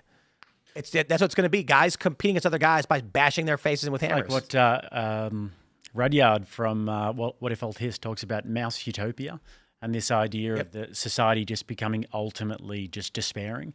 And this is what happens, that the men become very feminized and then they can't really breed. And then there's like one Chad mouse who's like sleeping with all the other Real mouse chicks and stuff. It's depressing because like we've seen like anthropologically like this, even into like the mid 1800s, you would see that men that could perform certain physical feats would gobble up the partners rather than like the top providers, so to speak. Like there's a remote island off the coast of Scotland called St. Kilda, and it was populated well into the 19th century. I think they like left in the early 20th century, and into the 19th century there was some sort of priest or something, and he went over there to like evangelize, and he was talking about the main way in which the men there would attract women would be because the only food sources were birds. They would like scale up a cliff in like a certain way that like really impressed the huzz. And so these women, these foids, so to speak, would see these men and they're like, yo, the way he's scaling that cliff, like I trust this guy. You know, it doesn't matter if someone else had a bunch of money or like had access to the mainland. They wanted the best cliff climber. And I'm like, we need to return to like comical gesture maxing to attract a wife, is like who can jump the highest on a trampoline. 'Cause that's how it was when you were a kid. I remember if you were like the fastest guy in school, you could kiss whoever you wanted. Oh, you'd build ramps and you would break an arm. Because she was So when I watching. was You had a cast, dude. yeah. Like the women would be like, whoa. when I was Break your arm? when I was a teenager, me and a bunch of my friends were skating at the skate park. They were a couple years younger than me. They were like 16. I was 19, and this one kid was like, "Hey, I got this girl coming over. You know, she's gonna come hang out at the park." So I went to all the dudes and I was like, "Here's what we're gonna do. No matter what trick he does, we're all gonna freak out like it's the craziest trick we've ever seen. He can do like I was like, if he does like a board slide, which is like relatively easy, we're just gonna lose our minds no matter what. And anybody else has any good tricks, we'll just be like, yeah, and we'll like clap and just be real chill about it." They started dating.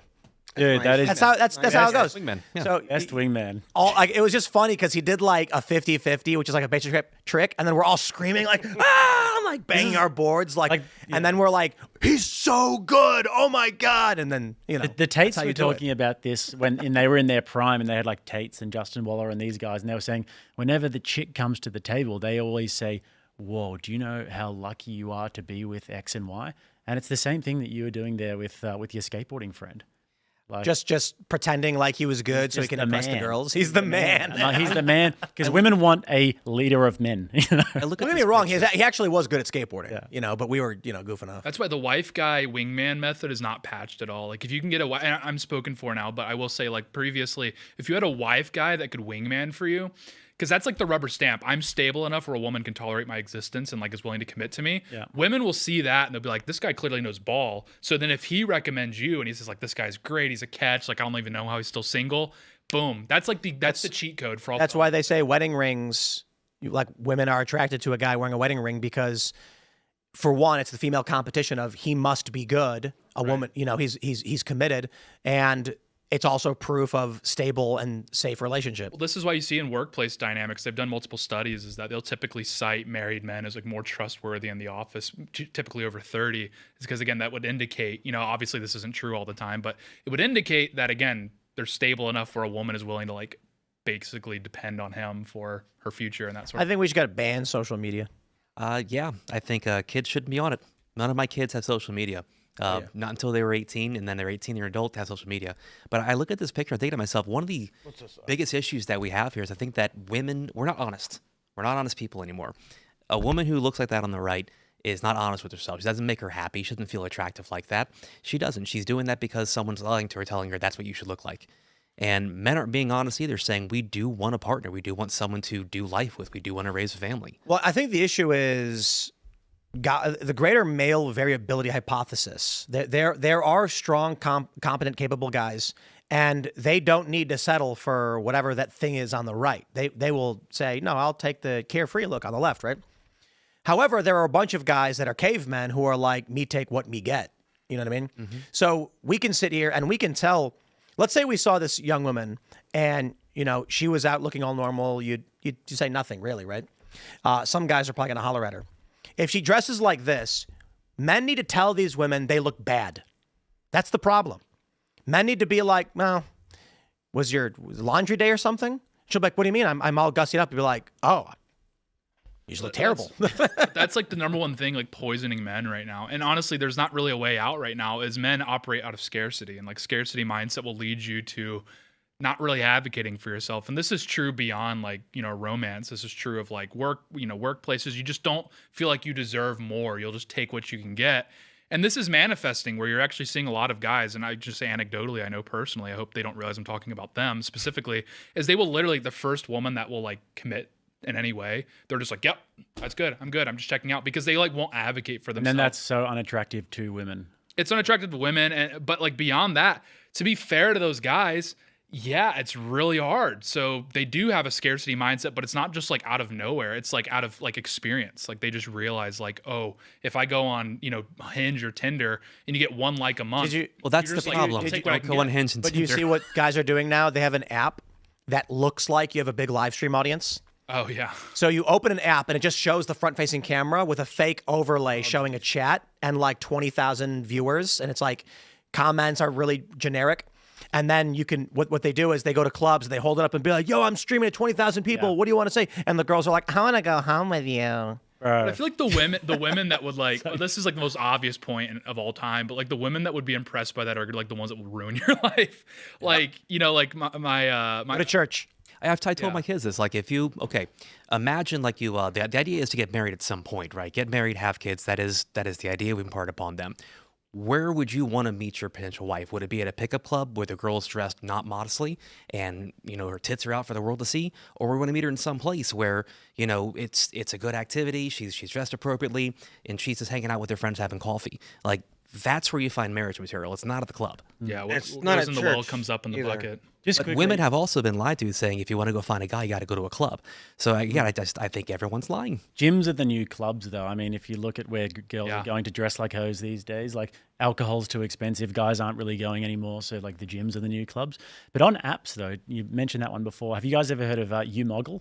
Mm-mm. So, Omegle? So there's sometimes on my streams, Rattlesnake TV, I'll go on Umingle and just do that where you just sort of go and have random interactions. And one of my chatters super chatted me and said, you should go on Umoggle. And basically, this is an app where you can go on and try and mog the other person. What? So you go on there, and it's literally 30 seconds of you just looking at the camera going, yeah. And it's got like a mog radar. And then somehow it determines who mogged who. It's modern dueling. And then you just, that is like modern urban you have jousting. a mog off, and you're like, oh, this is the end for me, I guess. Yeah, dude, I got mogged by like a 14-year-old. I was like, what the hell? How do you I know, mog it's me? brutal. But So there was I'm curious for you, Tate. I'll tell you, a few years ago, we had talked about this phenomenon in Tinder and, only OkCupid and things like this, Bumble, Hinge. So when I was young, I would go and hang out at like UIC in Chicago. It's University of Illinois, Chicago. And I'm 20 years old or whatever. So I go to a party. Everyone at the party is 18, 19, 20, 21, 22-ish, like around, college years. The young women there, their dating pool was the people in their class, the people in their dorms. Yeah. They would only meet people in their area. They wouldn't really meet beyond this, but we were seeing the emergence of social media now. MySpace had been around for a while. Facebook had taken over, and so everyone was on it. You could still meet people through Facebook, but it wasn't really used for dating for the most part. When OkCupid comes out, it opens the door for 18 to 22-year-old women at universities to have a dating pool the size of the city. So for me, I go to a party, it's like the same women everywhere. Now, because of dating apps, there's a 20-year-old guy and a 20-year-old woman, and they're at university. They're at college. They're going to a university. I know it was very British of me. And they hang out at a dorm. And, everybody's partying and hanging out, and they're watching movies, and they hit it off. So then, the next day, it's like Friday night, he texts her and says, hey, did you want to come hang out?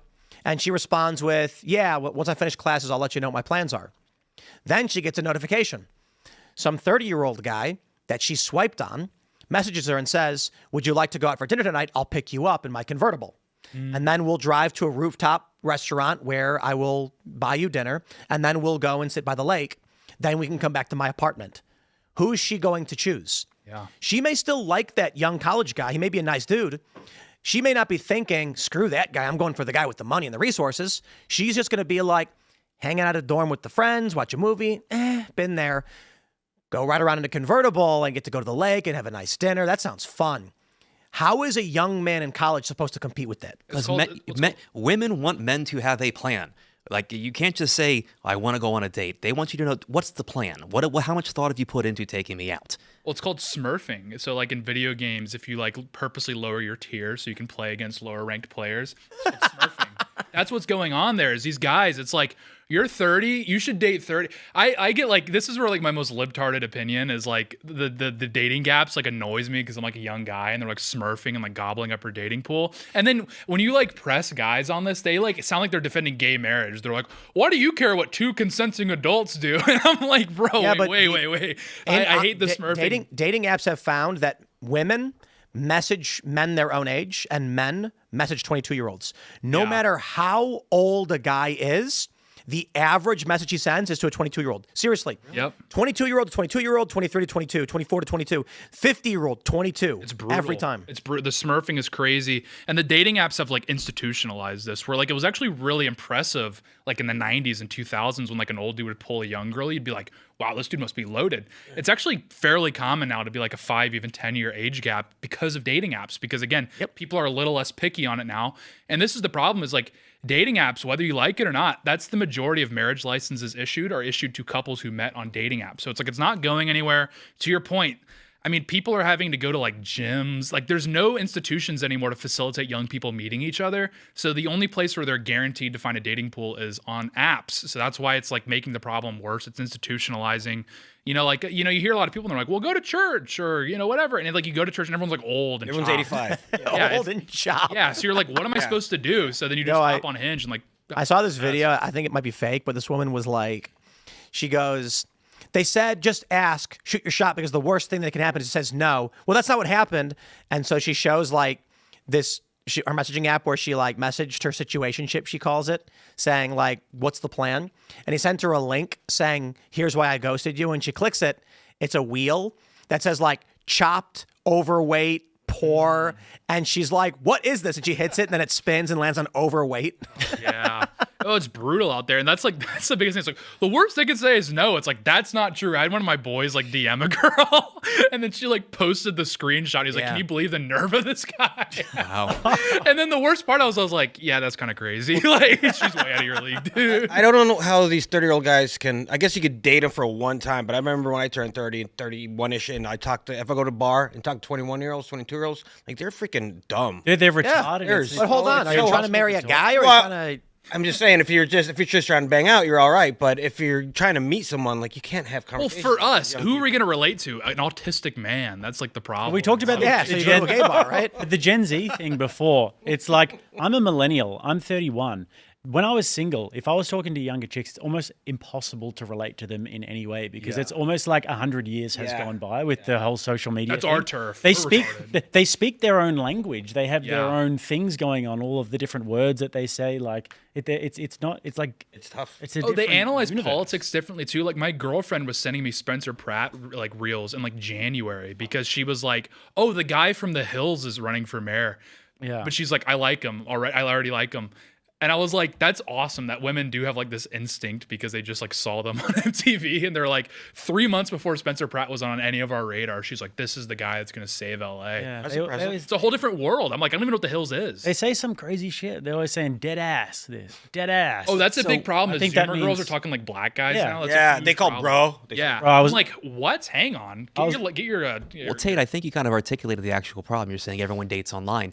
No one goes outside anymore unless they have something to do. But it's like who came at first, the chicken or the egg? Is did they go online because there was nowhere to meet, or is there nowhere to meet because they went online? It's like jury's out. Well, we're talking about solutions. Solutions are there needs to be more community organization. There needs to actually be events for young people to go out and do things. Yeah. Like we used to go roller skating and shit. I mean, that's what we did. And I do have friends. Now that's a nick. And I do have friends that are in like pretty healthy churches that have a lot of young people, and they have all met wives in there. So it's like, but again, it is a product of social media algorithms telling women not to like certain things, and they want to fit in with each other. So they I guess I would describe that heavy makeup buckle fat removal as chopped. They're chopping themselves literally, and they look disgusting. Oh yeah. Well, and to your point, even like the natural ways that people meet, like the run clubs were a thing for a while. that still got facilitated by the internet. Like that's how you knew where to go, what time to go, who's going to be there, was because of the internet. So it's like even in the solutions to like roundabout the internet, you still have to go through the internet to even find the places. Same thing with churches. Like no one anymore is just going to the church down the road. They're like going online to figure out like, okay, what's the best fit for me or something, or like which one agrees with my theology, which is like valid, by the way, but everything goes to the internet. Like everything is downstream of the internet. I refuse this notion that there's like these normie oracles out there that are like completely untouched by the internet. I'm like, maybe they're not chronically online, but everyone is being impacted by what's happening on the Unless internet. you have an Amish, it's everyone. No one escaped. Yeah. No one escaped this social media generation. I mean, look at young guys, the way they came up these days, like social media, and pretty much everyone was exposed to like porn, and then OnlyFans becomes just a household thing. You know, everyone knows about it. Everyone knows someone who does it. These sorts of things. Back in the day, that was just a completely degenerate act. That the prostitution was like way out to the fringes of society. You know, it's funny because are you guys familiar with Hikikomori? Oh, Yeah. the anime guy, right? The anime guy? No, it's, I'm definitely wrong then. Hikikomori is a phenomenon in Japan where young men lock themselves in their room, don't have jobs. I've seen this. yeah. We call it NEET, not employment, education, or training. This is going. Checked out. Yeah. It's going to be the norm. Yeah. It's going to be like that episode of Black Mirror where you live in that 10 by 10 cube where every wall is a screen and everyone just watches and they have an avatar and you ride a bike all day to generate units to buy food. Yeah.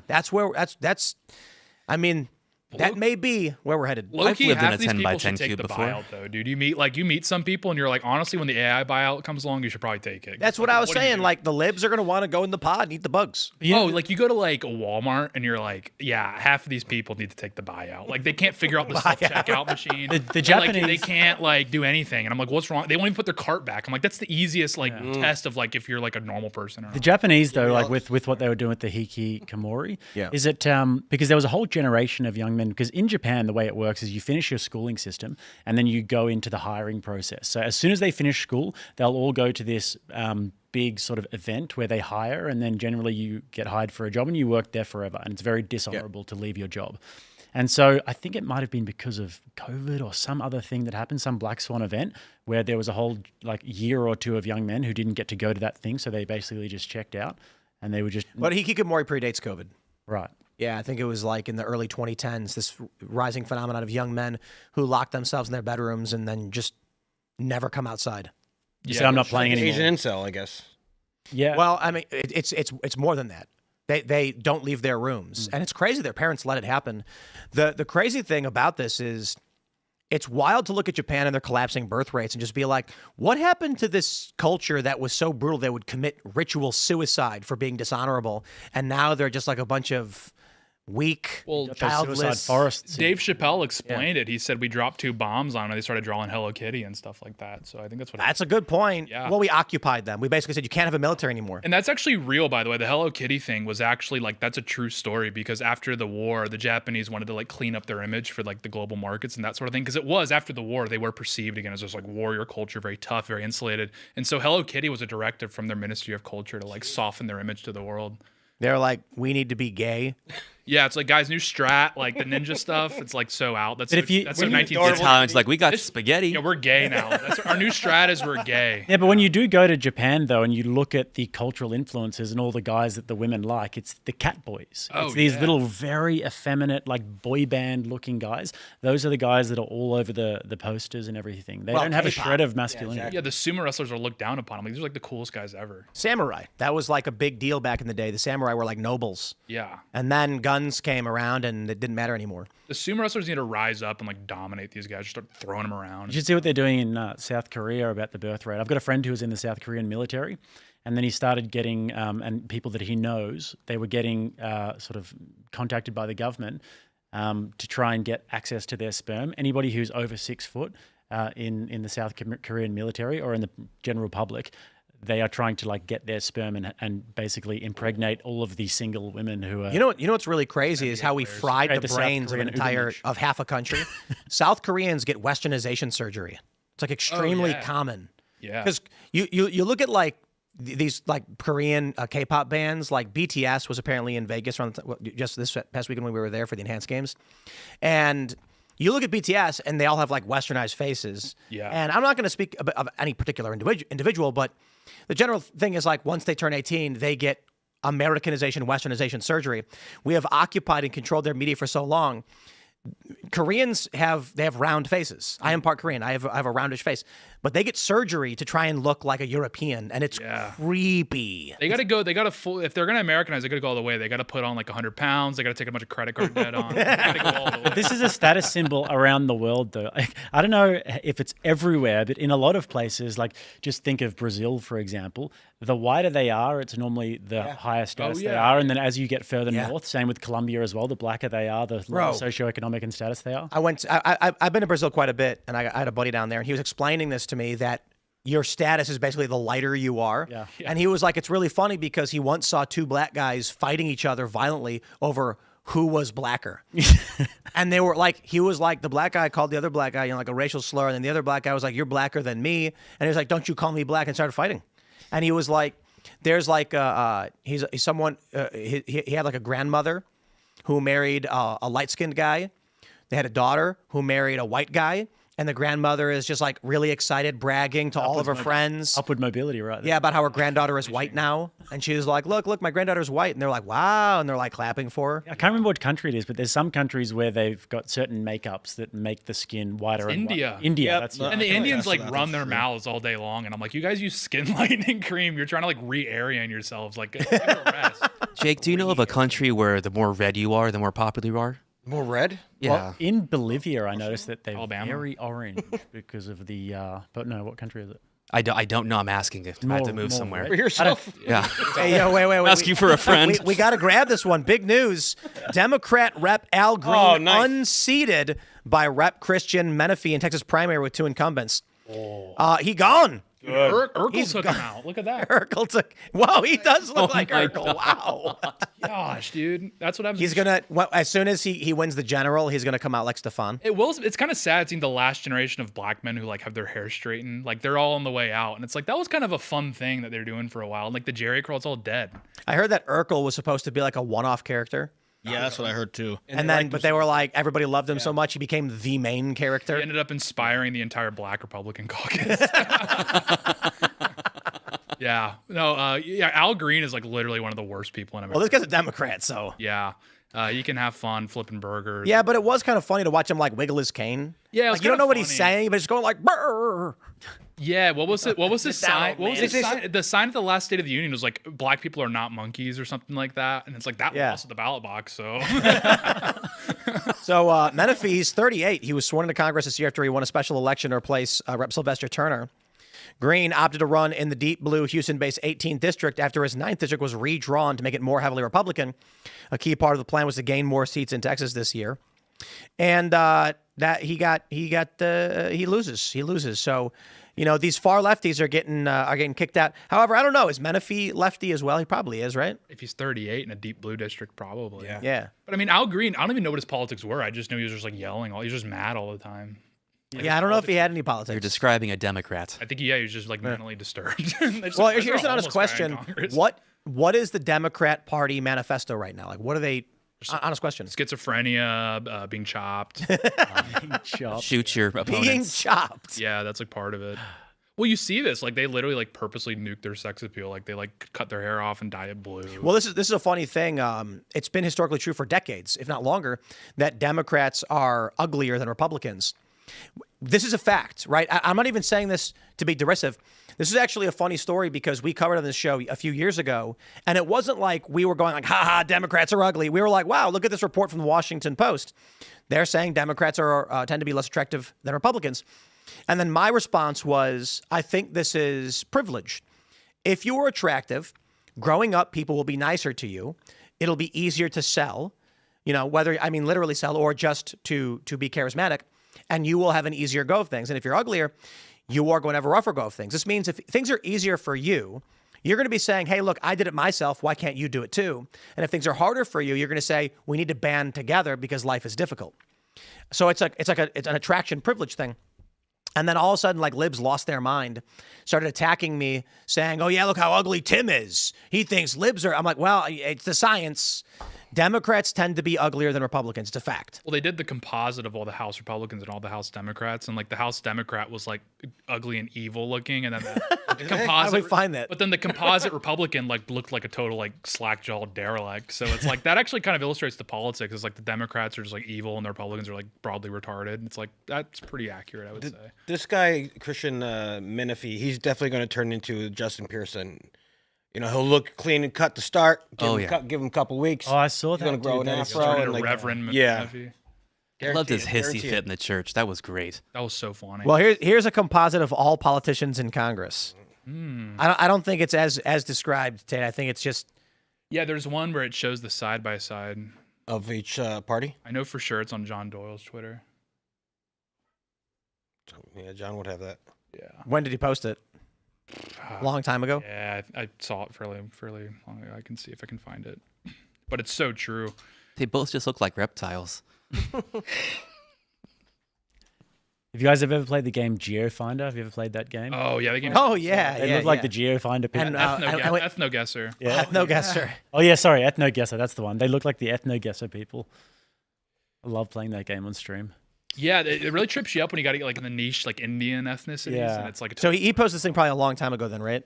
yeah, I'm gonna try and find it. There's also, I think it's called Deportation Guesser. Have you- Yeah, we played that one. that one's fun. That could be Yeah. interesting. That one's a lot harder, to be honest. Well, it's basically they'll give a person and their charge, a photo, their name, and their charge, and you've got to guess if they're from like Mexico or Honduras, and occasionally you get someone from Africa or China or something like that. That sounds. I guess it could be difficult. Because in modern America nowadays, anyone can have any kind of. Yeah. You don't know which part of Latin America they're from. Sometimes you can get the Colombians, Venezuelans, Jamaicans are pretty easy to get. Cubans as well, if you know your shit. You know.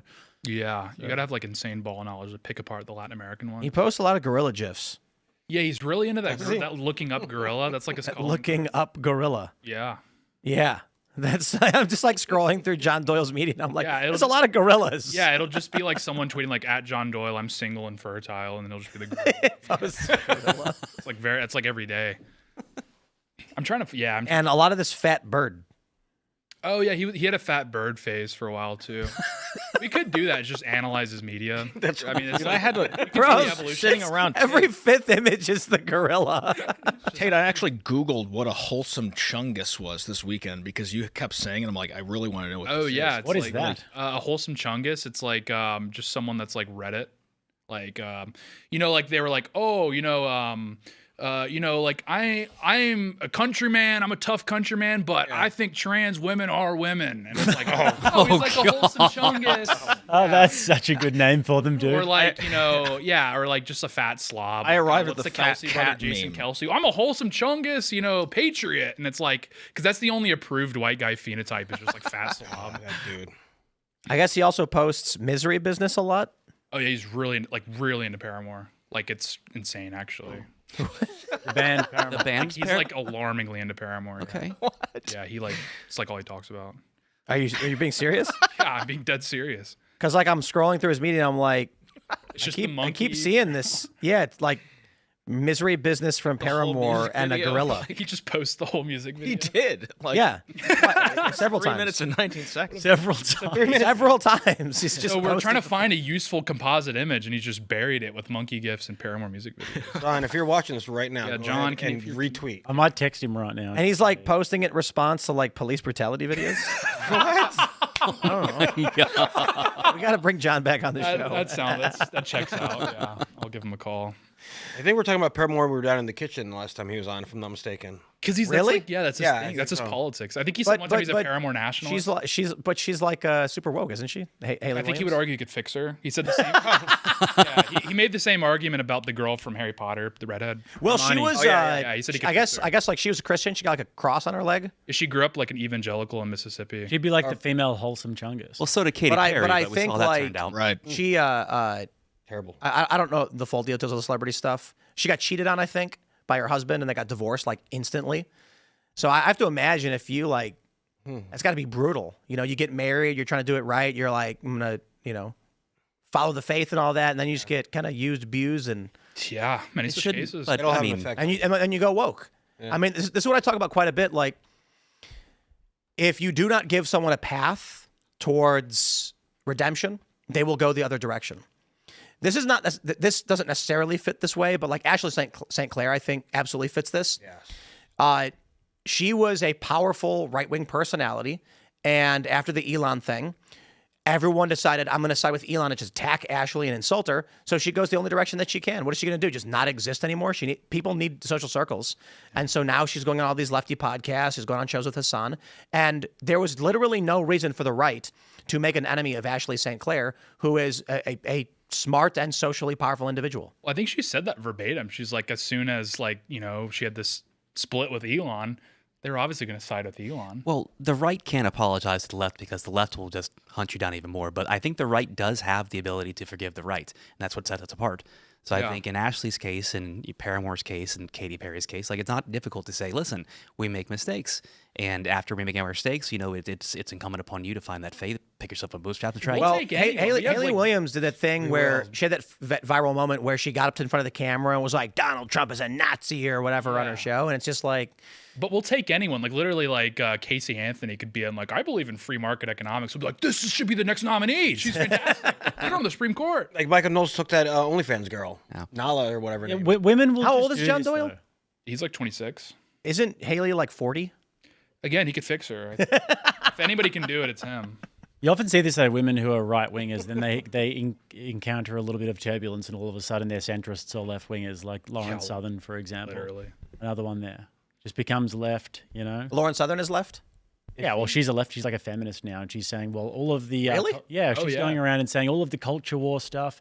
It's not real life. She went and said the other day that she was playing social volleyball, and then the women's team beat the men's team, and she was just like, wow, all of the culture war indoctrination that I've been fed is just so wrong. And when you go in the real world, you'll see that, and it's like, what even is that? Let me just clarify that for you. So it was men versus women playing volleyball. The men were probably very distracted. Just... There was a really funny video. I can't remember. Some guy made a video that went viral on TikTok where he's like, Olympic women have a choice in what they wear, and they always choose to be naked. The women's uniforms. Right corner, yes. Well, that was the Shane Gillis bit where he was like watching the volleyball and he's like, why are they wearing like thongs? And then he was like debating with this like friend that is like friend's fiance, and she was like, it's for mobility. And he was like, well, when the Special Olympics roll around, all of a sudden the mobility's not so good. It's like the And One mixtape tour. Like, what's going on? Yeah, but men don't wear thongs. Yeah, and he was going in his Instagram video through all of the different options. Types of options. They can wear full body suits. Yes, and they can wear shorts, but they choose to be naked. So I think he made an original video, right corner, and then eventually, a feminist responded to him saying, and she's well, like, they don't have a choice. Men force them to do it. It's the patriarchy. And he's like, no, you're stupid. Here's the bikini. Here's all of the different Well, here's options. the thing. You're selling basically your best asset. And I know, no pun intended. You're selling your best asset by doing that, right? Men actually gravitate towards someone who is more modest than the one who's giving it up for free for the entire world to see. It's true. I think uniforms should be uniform, and that men's and women's Olympic uniforms should be the exact same. That means the guys, when they wear they're like just above the knee shorts when they're doing gymnastics. Women should wear the same thing. Yeah. And men play volleyball. They're wearing, tight pants. Women should wear the same thing. I don't understand. You know what? We need the patriarchy. We need the men to be like, women, stop being naked for no reason. That's the one they will always fight for. OnlyFans and being naked on the internet. That's an abortion. Being naked on the internet and abortion. You see this everywhere, though. But John can fix all of them. He can fix all of them. I think he's up to the task. You see like mobility.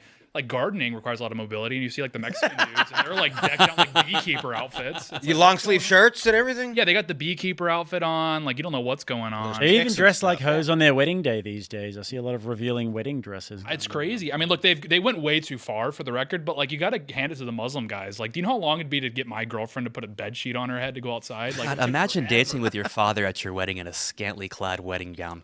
Ugh. Yeah. Well, that's probably the problem. The father's not there. All right, we're going to go to Rumble Rants and Super Chats. So smash the like button, share the show with everyone you know. And the uncensored portion of the show is coming up at 10 p.m. Rumble.com/Timcast IRL. You don't want to miss it. Let's see what y'all have to say, though. We got Devin Grissom says, hear ye, all hail Lord Rattlesnake, the most based Chad of all the lands. Good to see you, brother. Thank you for using my correct pronouns. Based/Chad. Thank you, Dev. Togan Magus says, Lord Rattlesnake. it is so bad that Gen Z can afford to go to the casino, sports betting, and weed, but can't afford to go to the bar to socialize with their friends. Yo, everybody's been talking about this. Gen Z, on average, spends $28 per day on food. Isn't that insane? Because they order out. They don't make their own food anymore. Okay, sure. Bro, when I lived in LA and I was broke and I was sharing a studio apartment with 2 people, I would go to the little supermercado. I would get a pack, like a 40 pack of corn tortillas for like $1. I would buy a bunch. I would get like 6 tomatoes for like 17 cents. And then I would get this tiny little mayonesa for like 50 cents. And that's all I would be eating for like the week because I was broke. I wasn't being like, and then sometimes I'd treat myself to a $1 burger from Hardee's or Carl's Jr., whatever it is in California. I'd be like, well, okay, I will sustain myself off of just tomatoes, mayonnaise, and corn tortillas. I turn on the stove, roast those corn tortillas right on the fire, and then I put some tomatoes and mayonnaise. It's all I would eat. And then maybe $1 to get a burger. And the reason why is because I didn't have $30 to buy a lot of everything. So I was only spending $1 on a $1 burger and then sustaining myself on the rest. Yo, that's me treating myself. $1 burger. But $28 a day Gen Z is spending on average. Is that one meal or all meals? For the day. Their food for the day is $28. Because each meal, if you go to McDonald's, is like $16 no matter what for the most part. Right. Unless you get. You got to play the app game. Yeah. So That's where the money is. I heard about that. So Gen Z tends to order out probably on like DoorDash or twice lunch Grubhub and or whatever. And they're like, I'm going to get a burger, fries, and a drink, and it's going to cost me $28 plus delivery. Or it's going to be $20 plus delivery. Yeah. Insane. Yo, Five Guys is nuts. Like I order Five Guys for the office. Oh, fuck. And there'll be like 10 people here. It's like $300, $400. Dude, the post Five Guys clarity is like crazy. You're like, what? I mean, they throw. What have I done? Yeah, they throw a few extra fries in the bag so you don't like off yourself, I guess. But Well, you it's get free like, peanuts. unbelievable. Well, Yeah. That actually annoys me. Oh, I DoorDashed for like 6 months, and I love the Five Guys orders. I just eat like 3 pounds of peanuts just waiting for it. I'd be like, take your time. I can't stand. They take the cup, they fill it with fries, and then they dump extra fries on top. Stop doing that. Okay, we throw those away. Right, bro. Whoa. Yeah, Throw 'em what? away? You don't eat those extra fries? Nobody here eats them. Nobody here eats them. When I order Five Guys, the burgers are gone, and we have a bag of French fries that goes in the garbage. Well, I'll sell yeah, that next we'll time. I just didn't split 'em. know. I think you guys are lying. I swear to Oh, Lord. I clean Because we order Five Guys and the fries are just not eaten. Dude, when I Bro, go to like even like we McDonald's- order a large in that cup, it gets like half gone. Oh, when I go to McDonald's, I'm like digging under the napkins looking for like a spare fry. I feel like a Victorian child in a. I saw a funny video. I can't remember the comedian's name. He's like that old chubby 80s actor, and he's like, when you need a smoke break but you don't smoke. Have you seen this one? He walks out, leans up against the wall, and then he pulls out a McDonald's French fry thing and starts pounding the bottom of it. Yeah. Then he pulls out a French fry, puts it in his mouth, and then he's like this, and he pulls out a ketchup packet and lights it and goes and squirts the ketchup on it and then eats it. That hits. Well, carb That was a shaming good is a one. real thing these days. Carb shaming. Carb yeah. shaming. Oh yeah, you'll see like the ingredient list, and it'll be like just like straight up like nuclear material, just like cancer, like straight like reduce cancer. And then Americans will be like, oh my gosh, there's sugar in there. It's like, Let's grab the same old man says, Tim, women are the problem. Too many anti-men and anti-family. Maybe just take away some women's rights and feminism. the Floyds have gone. Completely crazy. agree. Yeah, the Floyds. Well, it was funny because some woman, I can't remember what it was, like some centrist woman. Who was it? What's her name? The libertarian woman. She tweeted out something like, women don't want to have kids. It's their prerogative or whatever. And I responded with, it's a self-correcting problem. Kind of like as a passive, I saw the tweet and I was like, my thought process in that moment was, women don't have to have kids, but they will be erased. So this is how evolution works. Kind of yes and no. I mean, if you look at the modern women, they were raised by these like products of the sexual revolution, and they were a little bit more traditional. But then these modern women are just have no. But it's a self-correcting problem. But then, but even if so, if there was another generation of women who were more traditional, But like we're It's a talking self- about with Muslims and Mennonites, the liberal feminist ideology can't exist because they don't propagate themselves. but the educational substructure, if that stays Is the same, collapsing. and the social, It's collapsing. We've had this debate a million times on this show. Conservatives are winning culturally because the idea that liberals can just infect conservative children isn't correct. It works to a certain degree, but default libs are susceptible to this. And then whereas you had an urban liberal family that celebrated Christmas and went to church, their kids didn't go. And then the next children, the grandkids, didn't have kids at all. Christian families are largely resistant and have, like true Christian families, have been resistant to it. Now we're seeing the pushback in the institutions against all of the indoctrination. So liberals need to make more of themselves so that it guarantees they propagate their ideology, but they don't. They just try to infect other people. The problem with that is mathematically, it's a negative. So conservative has 2.5 kids. Mm-hmm. Those kids are likely to have the values of the parents. Liberals will try to indoctrinate them, but there's a competition for the minds of these children. Liberal children will be raised by liberals with no conservative attempt at indoctrinating their children. If they don't have kids, they're just competing for the minds of someone else's kids. That's a losing battle. It's in the long run, I think it's losing. I think the math shows that when you see the pushback to all of the wokeification in schools, Bud Light, Target, the books, we can see that the idea that liberals can subsist off of indoctrinating someone else's kids is not correct. While some kids will be infected with the woke mind virus, whatever you want to call it, in the long run, they just cease to exist. The ideas die with them. Yeah, I mean, I'm hoping so. I'm hoping that that's the case for sure. So the argument here is that even if it is the case that conservatives do have a bunch of kids and that liberals have less kids, the conservatives will then take back over the institutions and we won't have all of this indoctrination happening within education and culture. I think that's what we are seeing happening right now over the past few years. So take a look at MCU. They did so. The MCU is pure patriarchy, American tradition, hero's journey. Iron Man is a womanizing, rich, arrogant, cocky asshole, and the most popular character Marvel's ever had because of the movie. Captain America is the American soldier. Fight and die, love America, lie to join the army. Thor, he was okay, but arrogant, masculine guy, and then he has to hero's journey-ish. Right before they did Endgame, with the massive success of the MCU, they did not have a female lead. They do Captain Marvel. That movie did $1 billion. Captain Marvel was awful. So this began the woke era of the MCU multi-billion-dollar franchise. Then they created Marvels, the sequel. Bombed. Miserable bomb. 3 female leads, female villain. Nobody wanted to watch it. Woke garbage.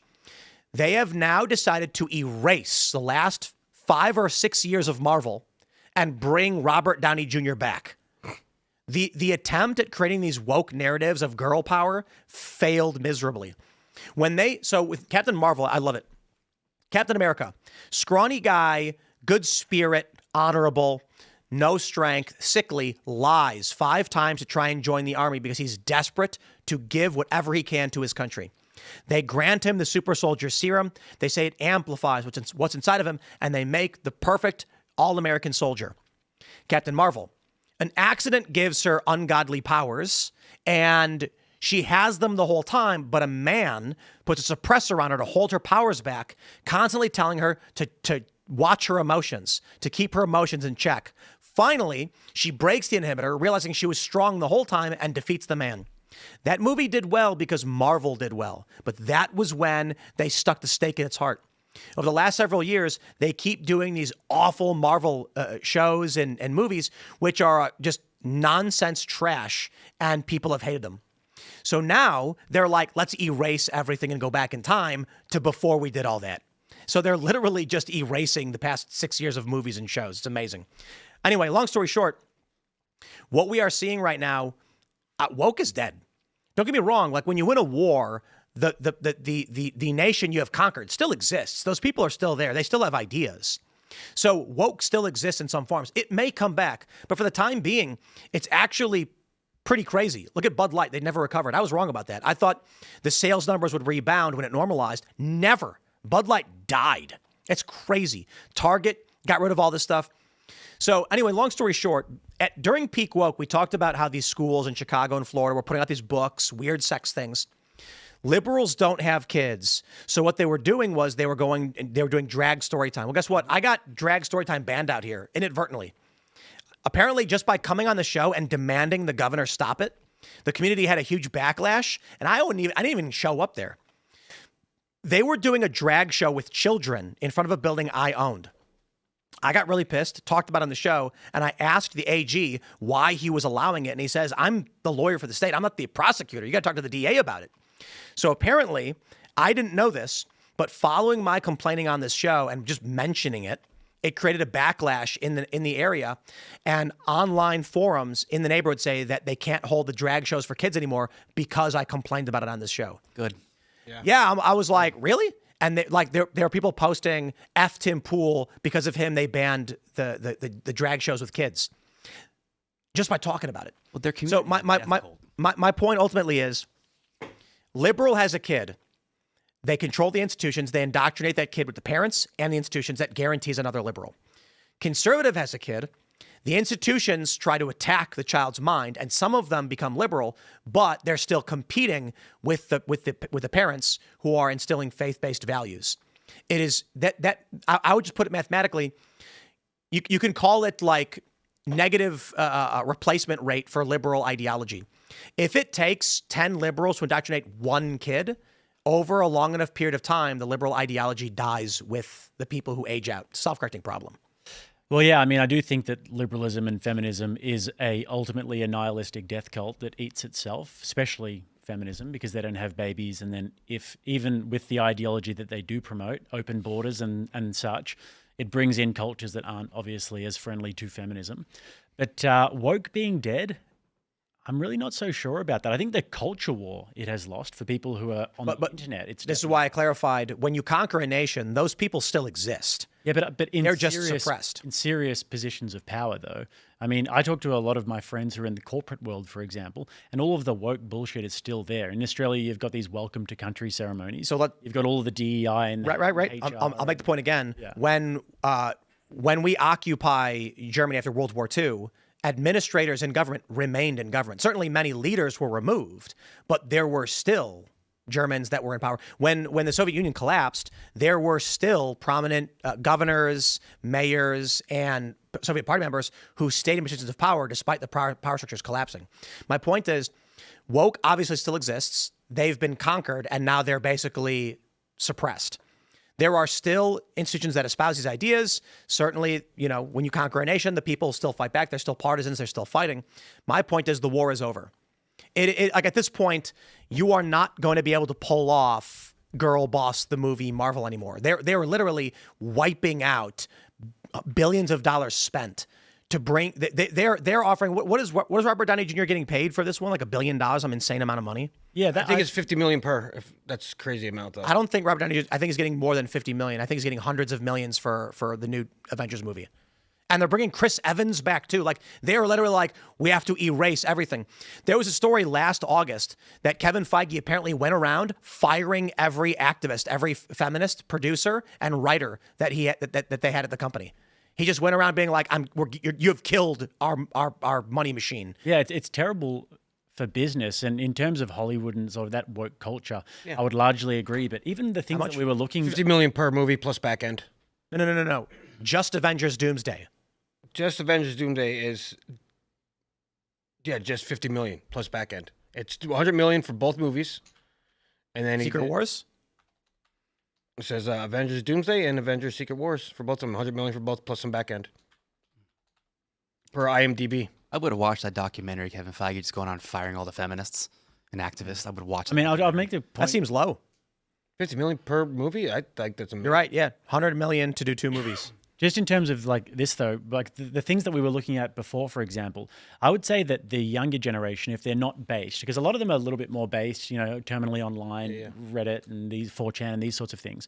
But if they're not, if they're more left-wing, I'd say that they're more of a hard left than the previous generation. And we're seeing all of these Charlie Kirk memes, for example, like on the right wing, for example, if you are talking about the Jews all the time, then you're like based, right? With the younger people, that's really based. But on the left, I would say that there's almost a counter reaction that's happening, that if you say that you're like celebrating Charlie Kirk's death or something like that, then you're like really based. And you do see this a fair bit on TikTok and these different places. Like they will be openly celebrating these things. So it's an even harder left turn that I'm seeing. But that's not woke. Well, I mean, I guess that's a different definitional problem then. I'm seeing them, like, for example, Hassan Piker being the biggest streamer. Woke is a product of Marxism, though. Like that, it comes from Marxism ultimately, and from this battle between. I think that's myopic. I think because we've also had this debate quite a bit about what woke is, but saying woke comes from Marxism doesn't explain why they were pro-Ukraine war. Well, because I guess it's just like the current thing. Right. My definition for woke is just cult-like adherence to liberal orthodoxy. So whatever the liberal culture says is, you must agree with no matter what. And only the priests are allowed to dictate, but it must be within, the confines of their ideology. So wokeness itself comes from this idea of being woke, right? Like awoken to culture, and all of like Snoop Dogg. It was specifically black people were all using it, and it comes from this idea that you're now awoken to the man, right? And to these racial problems that are happening. And this comes from this idea of the oppressor and the oppressed class, and that the oppressor is the white man, the oppressed is the black man, and we're awakened to this now, and we're. I think you're kind of right. Woke was very weak. It was just black people being like, racism exists, structural racism, these things exist. But that predates critical race theory and what was it, Derek Bell and like Kimberly Crenshaw, which adapted into it. I certainly think that cultural Marxism and critical race theory are components of what was woke. But again, the issue largely with defining woke is they were in favor, like the woke people flew Ukrainian flags, which has nothing to do with oppressed versus oppressor or anything Marx related. It was just adherence to the liberal orthodoxy. But would you say Hassan Piker is a woke influencer? I would consider him a woke influencer. Because he espouses, he is a proselytizer of the liberal orthodoxy. Right. So then, his opinions change. I would agree. There's no unified theory of wokeness. That's the point. Yeah. It's just literally a murmuration of birds floating around in random directions. Attached, like one day they're in favor of saying the word Wimixin, the next day Wimixin is offensive because it's special. It's creating a special category of trans women.